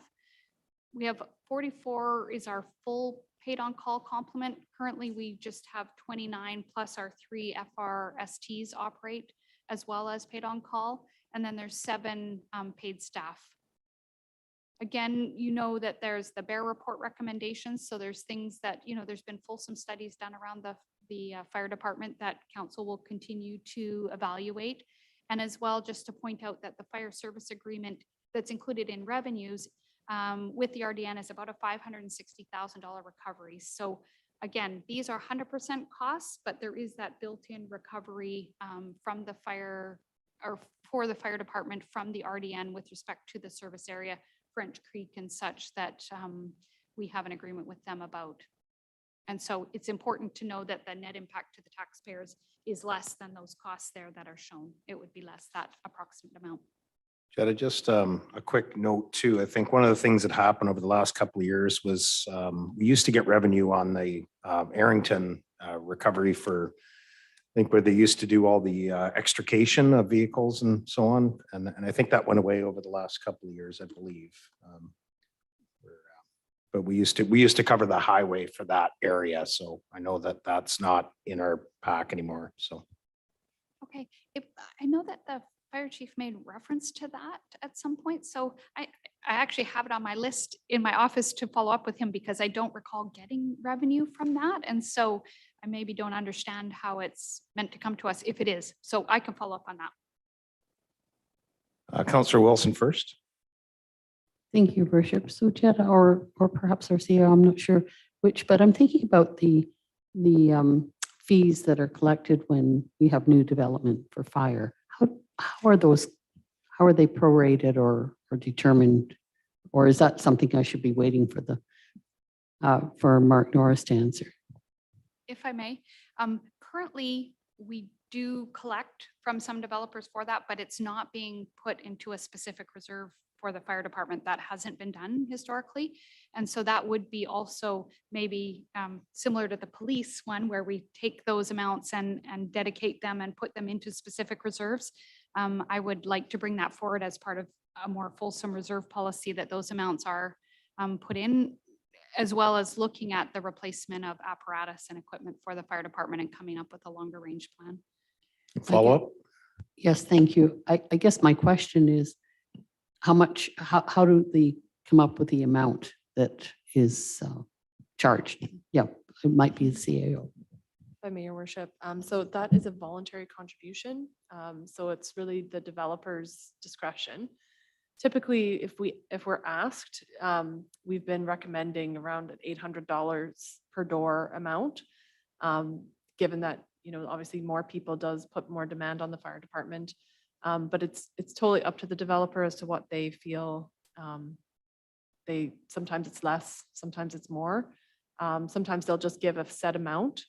Like we've had, you know, someone just give $15,000, for example. So they kind of base it on their own, I guess, ability to pay, but also their own perception of what kind of additional demand their development creates.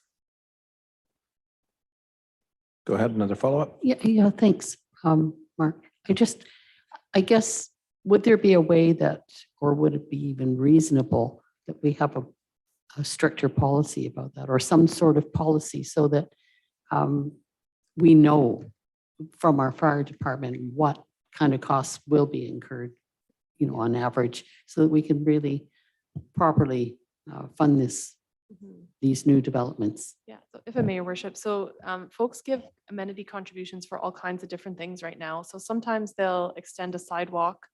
Sometimes they'll, you know, pay for a bike lane, or they'll upgrade an upstream or downstream sewer or road. So, or they'll give money towards park. So at the moment, our policy is in the OCP, and it lists a number of different things: affordable housing, fire department, other amenities. So that's one way of doing it, which is sort of discretionary and leaves it up to the individual developer negotiating with staff as to, you know, where we think we need things right now. There's been some discussion at this council table about, you know, saying, oh, it should all go for a pool, or should all go for affordable housing, or it should all go for, you know, whatever thing it is council wants. So some cities certainly do have a guidance document. It's not ever required because you can't force an amenity contribution. But City of Nanaimo, for example, used to have a list where they would recommend, you know, multifamily was X amount per door, industrial was X amount per square footage. So there's some cities have that, and I think there's pros and cons to both. Sometimes the developers like having it, but other times they feel like it forces them in. It's kind of like tipping. It forces them into something that, you know, they just don't want to be prescribed. So with previous councils on, I think, 2 different occasions, we've actually kind of looked into it. And then when we did the OCP in 2013, I guess the decision at that time was that it gave more flexibility to council and more discretion to have it just be generically, there's generic guidance in there that we expect to see an amenity contribution. Here are some of the ideas that you could use, but it's really up to council. And so at any time, if you don't feel an amenity is sufficient, or sometimes we've had people refuse to do it. So it kind of gives a little bit more, I guess, flexibility to council the way it is now. But we certainly could, if council wanted us to, come up with a more prescriptive option. So pros and cons to both, but Thank you. I believe Councillor Bryan had a question as well. I think Councillor Chandler. Jetta, I was surprised that the amenity contributions aren't actually going into like the contribution to the fire department that I saw just recently, a development application, and they indicated an amount going to it. So where does it go? Is it going into general revenue, or does it, like one of the first slides you had right there, with this, I think it was 16 million, or it's up to 17 million in property tax revenue. Is that where it goes into? Or is that, If I may. So again, it does go into general revenue, and it does form part of our accumulated surplus, which the city of Parksville has used that accumulated surplus as part of its whole funding strategy. And so in theory, when council approves to buy a fire truck or alter the fire hall or any of those things, that pot of funds, surplus funds, does flow back to support the purchase of those. It's just not as direct as Right. many municipalities with a more formal reserve policy have. So I wouldn't say it's being spent elsewhere, because it is funded from general revenue. We haven't had grants or other things that have funded fire trucks and fire halls and things like that. So it is all coming out of general taxation and those general funds that are contributed for that. The things from developers that are very specifically tracked are DCCs, because there's legislation and bylaw around that. Those kind of amenity contributions do fall into general revenue, but again, are part of that whole funding scheme that we have used for our capital plans. thank you, Ken. As a follow-up. Yep. Thank you. As a follow-up to just regarding the 560,000 reimbursement for the fire service agreement with the RDN. Just I had a question anyways with the fire chief anyways, as I recall anyways, just to see if we can get a breakdown of those service calls anyways for RDN territories and so forth. It's very important to me to understand that we are getting value for that. 560,000 seems like a lot of money, but I just wanted to make sure that it is a lot of money, and before we get into negotiations for how those fee for services are being paid. If I may. Yeah, I was going to say that the fire chief did ask me today to get the historical information on the revenue, so I understand it's in the works. That's great. Thank you. Okay. I'm looking forward to it. Thanks. Okay, next department is community planning and building inspection. My inspection has dropped off somewhere. Sorry about that.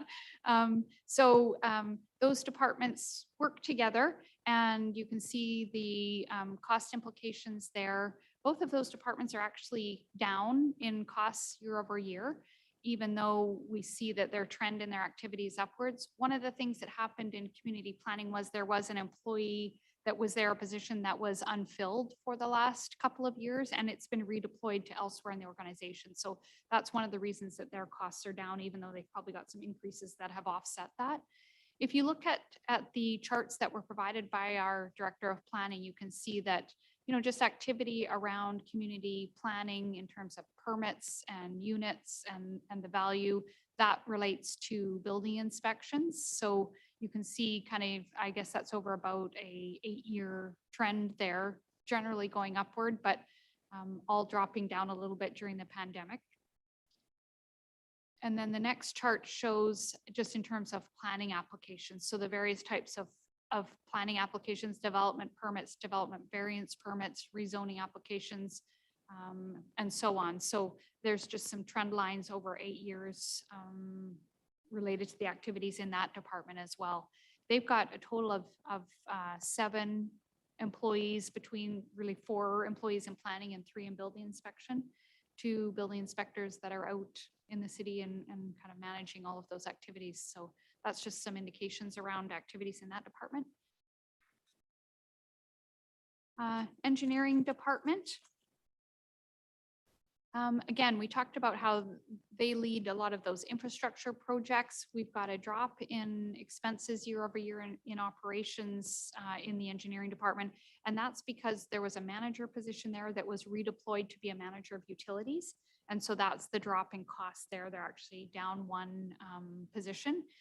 We already talked about those significant minor capital projects that are happening with the engineering department totaling about 425,000. And then just infrastructure projects that they'll be leading and managing this year of about nearly $5 million. So lots going on in that department. Right now, they're quite short-staffed. We've had significant challenges filling the engineering tech roles, despite recruiting quite actively a number of times. And so, yeah, we have these in the plans for now and hoping that we're going to be able to fill those roles, but certainly there has been challenges we've seen with those types of professionals, whether it's engineers or accountants or other, corporate admin type folks that we're not quite sure what's happening in the job market. It could be that demographic bubble has moved through. And so there's a lot of positions that the next kind of generation didn't have as many staff or what it is. So we've had a lot of discussions and some different ideas for some new approaches to recruiting so that we're able to continue with these projects, because our engineering staff, of course, is critical on those projects. Any questions on engineering initiatives? Okay. Next is our operations kind of area, sometimes referred to as public works, sometimes referred to by their functional areas, but really we think of it, and our director of operations kind of oversees, there's obviously an administrative component, parks and trails, facilities, fleet, roads, drainage, and then water and sewer that we'll talk about next week. And that is the bulk of our staff. 47 of our 100 staff are working in operations. So some kind of activity measures for operations, you can see that requests for service, that increased trend 17% from 2020, 1,470 requests for service in 2021 as compared to 1,250 the prior year.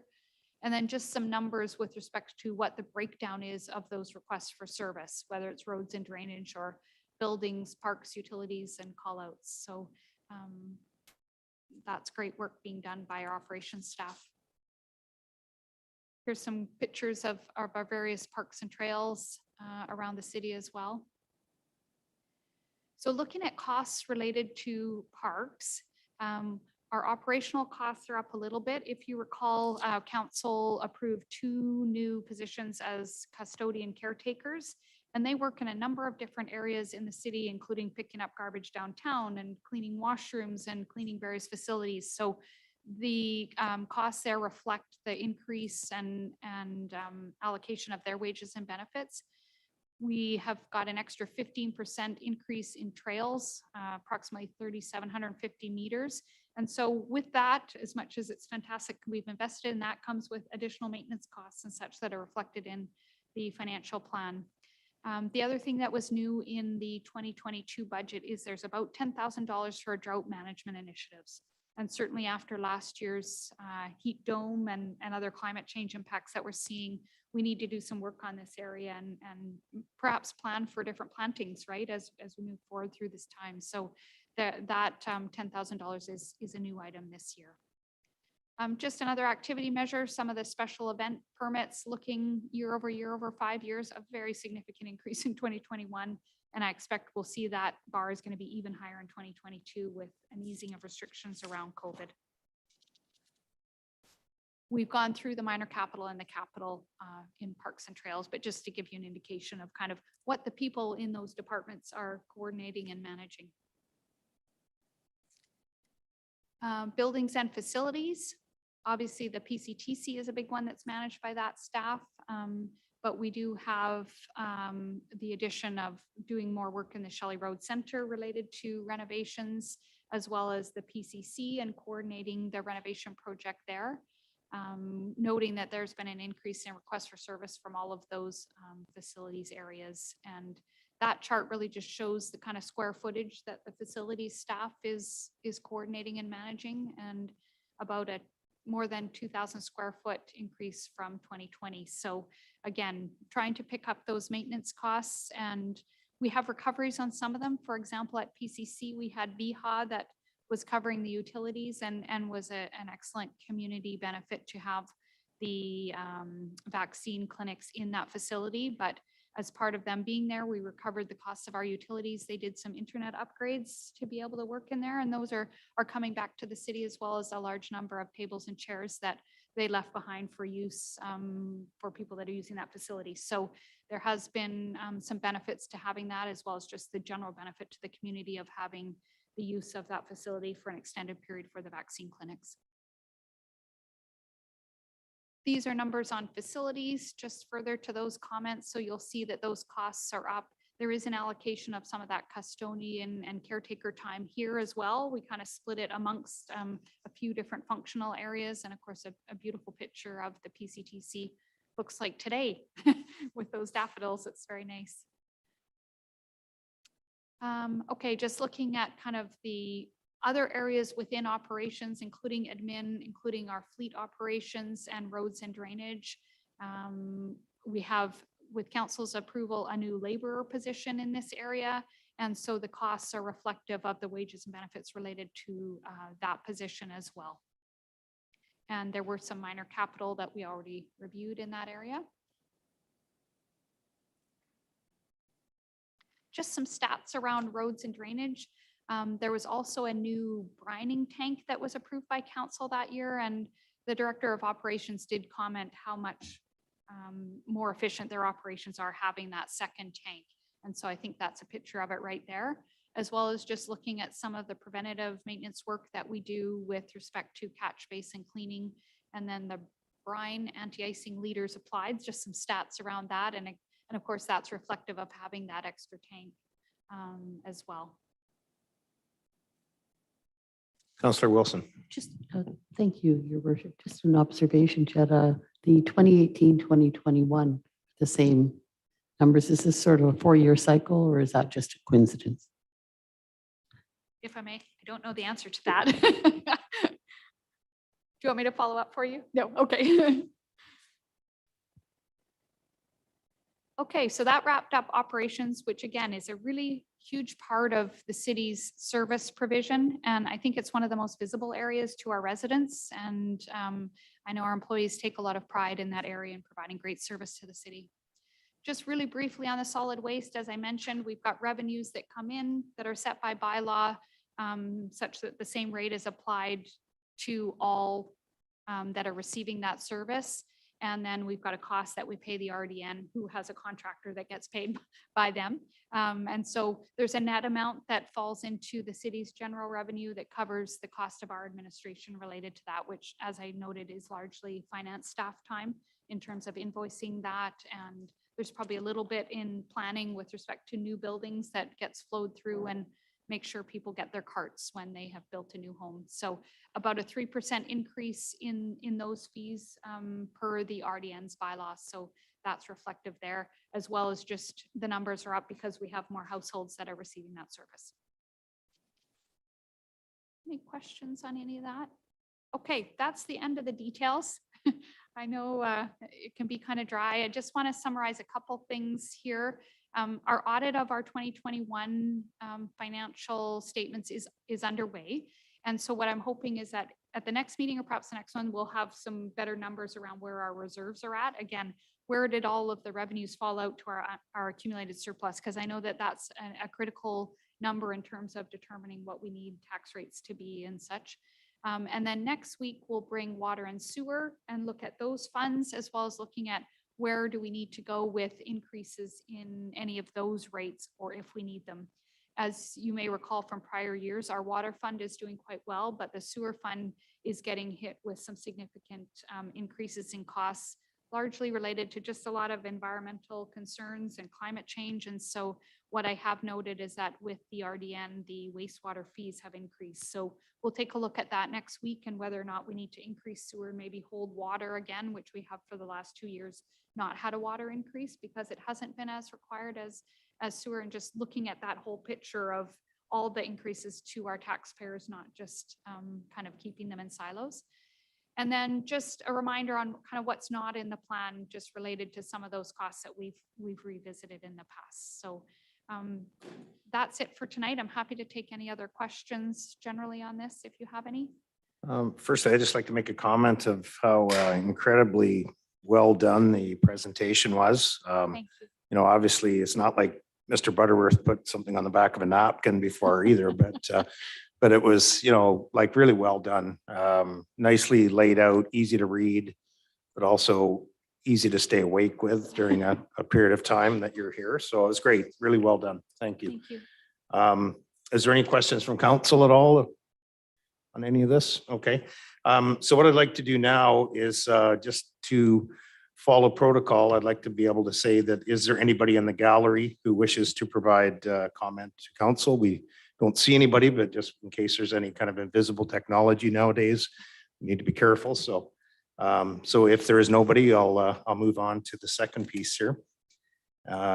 Ms. Weeks, can you please summarize the correspondence that has been circulated to council? Yes, thank you. So there was 2 pieces of correspondence received, one from M. Han regarding the budget for parks with a request to increase the budget to hire at least 2 other people, as well as that Parksville still doesn't have a public washroom available in the downtown core. The second piece of correspondence was from an H. Lansdowne, who provided input about the lack of public washrooms in the downtown, as well as the old unsightly buildings in town. Sorry, I will look for a mover and a seconder first on both of those together, if we could. So mover and a seconder, please. So, yeah, just to receive, yeah. Councillor Wilson, Councillor O'Brien. Questions now, please. Thanks, Your Worship. I just had a question to Kiva. Washrooms. We have the City Hall, which I would consider to be a downtown public facility. Just as in Qualicum, they have same sort of thing. Hours, though, I mean, it would be just standard business hours, or maybe you can just speak to that. If I may, we're during normal times, which I hope we're in now. It's a little bit more than our hours. So the library is open on weekends until 8, I believe. And obviously when we have council meetings, we're open until we're done. So yes, every day, Monday to Friday, 8 to 8, I believe. And then on the weekends, I think it might be 10 to 6, but I'll have to double check on the sign on the way out. But while the library is open, the washrooms are open. If I may, just a reminder that there will be the washroom building being constructed in the community park, which is downtown. So that's a $500,000 budget item that's already been approved and I think is getting started. Yeah. If I may too, just to talk about that, I think there's been a lot more pressure put on the system just because of COVID and people aren't letting people use their bathrooms. I think that might change significantly now over the next year. Let's see if that does happen. But you know, it has been really kind of a lockdown in a sense where bathrooms weren't being allowed to be used in any of the restaurants in a sense. So by the outside public, I should say. Councillor O'Brien. Thank you, Councillor Chandler. 2 questions if I can. Regarding the washrooms. Are the washrooms open at the PCTC on Sundays? Yes. Is the library open? I believe they're open. Yeah, every Is the time. library open on Sunday? I believe 10 to 6, I think, but if anyone can see that far, the sign is right out there. We can double check it on the Okay. way. Yeah, because I've received calls as well, but residents asking for a washroom in the downtown core, they want it like Qualicum or like Oak Bay, where they have a standalone washroom right actually in the center of their downtown. Qualicum has one. It's like it used to be a shared building with the Chamber of Commerce. It was the Chamber. Yeah. No. Right on First Avenue. Is it First Avenue is their main drag? They have public washrooms right there. It's a yellow building with a white picket fence on it. So that's what they said, that they wanted something like Qualicum. That's fair enough. I just wanted to see if the library is open. as Councillor Chalmers mentioned, COVID made it very difficult for everybody because they couldn't get into the public buildings during COVID. The other question I had is regarding the public correspondence that we received and that we do receive. Do we verify that the senders are actually live in the city of Parksville? If I may, Your Worship, through you to Councillor Brown, we do not, although I can say for sure one of them does, just because I happen to know that individual corresponds with us quite regularly. But Yeah. it's up to council, I guess, to weigh the information. Same, we do have the survey as well that we provided to council where we ask people to identify if they're from Parksville or not, but we have many folks who may not live here who feel that they have a stake here. They might own a business here, or they might just visit here. We get many comments from visitors that, I think we have to weigh with whatever weight we want to put on there, but yeah, we don't really have the ability to determine that. Thank you. As a follow-up, if I may, I think as general comments go, that's fair enough, but I think when actually it's reference to budget, which is definitely referencing to property tax increases or not, and so forth, I think it's kind of an imperative that we have the senders, that they are actually from city of Parksville, that they actually live or run a business in the city of Parksville. I think it's important that for budget time that we verify that anyhow, because it's nice to have all sorts of suggestions, and whether we weigh it or not would be based on the fact is that a person helping to pay for it. It is my way of thought. If I may, don't disagree at all, but we certainly get a lot of input, as I'm sure council does too, from visitors and folks who do not pay taxes here. Even with the potholes, we had people saying they, people just feel like they can submit things to you, but it's up to you to weigh them as you wish. But the other thing that I'll point out is there is always confusion where people think they live in Parksville and they don't. So, I think hopefully most people who are taking the time to give you that feedback have a reason to do so. But yes, you're right. It's hard, especially with emails. It's very hard to gauge now because they don't have a physical address on there. So, Councillor Greer. Thank you, Your Worship. Many of the calls that I get from ball players, hockey players, and a variety of other people, they don't live in Parksville. Half of the ball players don't live here. Half the hockey players don't live here. So you have to be careful when it comes to going along with something that somebody wants that lives somewhere else. Getting back to the washrooms, having a washroom facility like they have in Qualicum Beach is a real expensive project. The upkeep as well.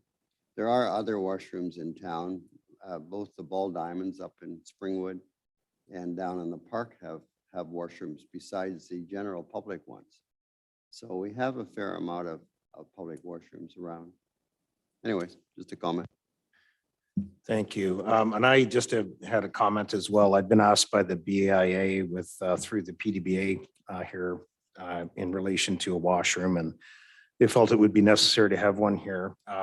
One of the things I did from that is I checked with other communities and I looked at different washroom costs, and I just picked it up through Facebook and through the paper and basically any news releases and things. And one thing I saw was, it could be anywhere from 300,000 to 500,000 for these singular bathrooms. And then there was a couple that they'd put in Victoria that were quite substantially cheaper, almost like a pod washroom sort of thing, but still, then you're still connecting up all the sewer and so on. So good comment about the fact that, are they from Parksville? At the same time, we're hearing that from our own citizens as well. So, even if H Lansdowne isn't here, it's nice to see that we're responding to, to the overall questions that are coming out. So. sorry, if I may, Your Worship, I was just informed by our communications folks that both of the individuals do live in town. Thank you. Any other questions at all? Comments? Yep. I also did find the library hours. So they are open every day. Basically ranges from 10 to 8 during the week, and then 10 to 6 on Saturdays and 12:30 to 4 on Sundays. Yes, because I've seen when coming in to pick up paperwork, I've seen the security guards in here, I'm sure on Sundays too as well. So. Thank you, Your Worship. I just have one comment to make, and that is even if we did have a facility, an extra facility such as Qualicum Beach does, there would still be limitations on the hours, I would think. And they can't just be open all the time. Doesn't there have to be some sort of, I would think our CEO could address that. So If I may, yeah. So in our parks, most of our washrooms are open sort of 7 to 7. Sometimes a little bit longer, like the community park is longer than that in the peak times.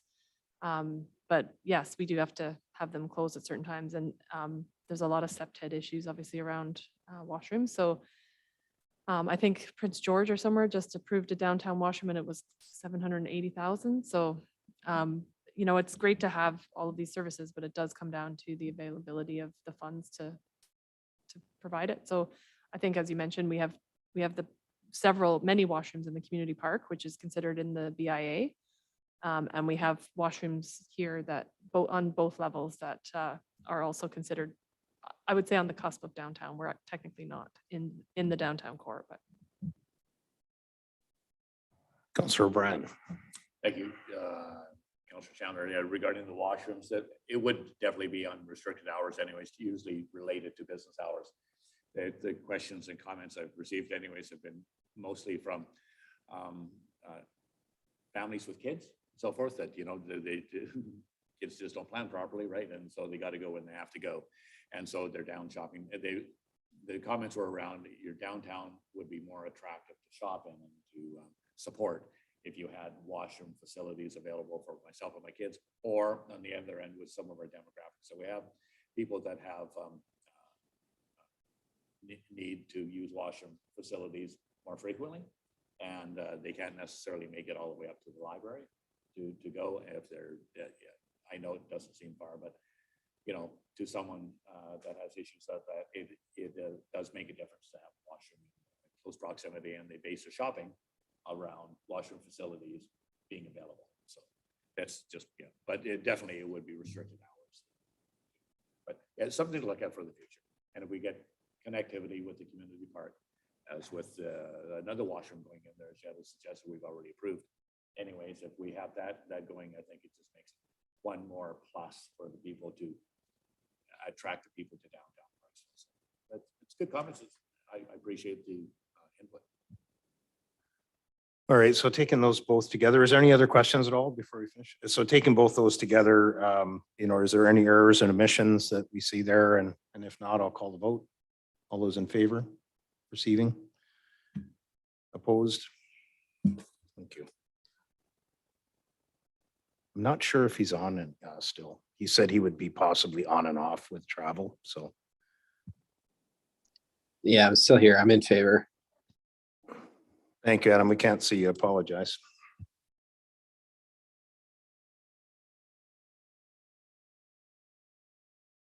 All right, so now do we have any further deliberations from council? Okay, so moving on there, we'll look at adjournment now. Do I have a mover and a seconder for adjournment? So we have Councillor Wilson, Councillor Greer. Any errors and omissions in the meeting there? No. All of those in favor? Opposed? No. Thank you. Thank you for everybody watching. And thank you, Councillor Frass, for being here.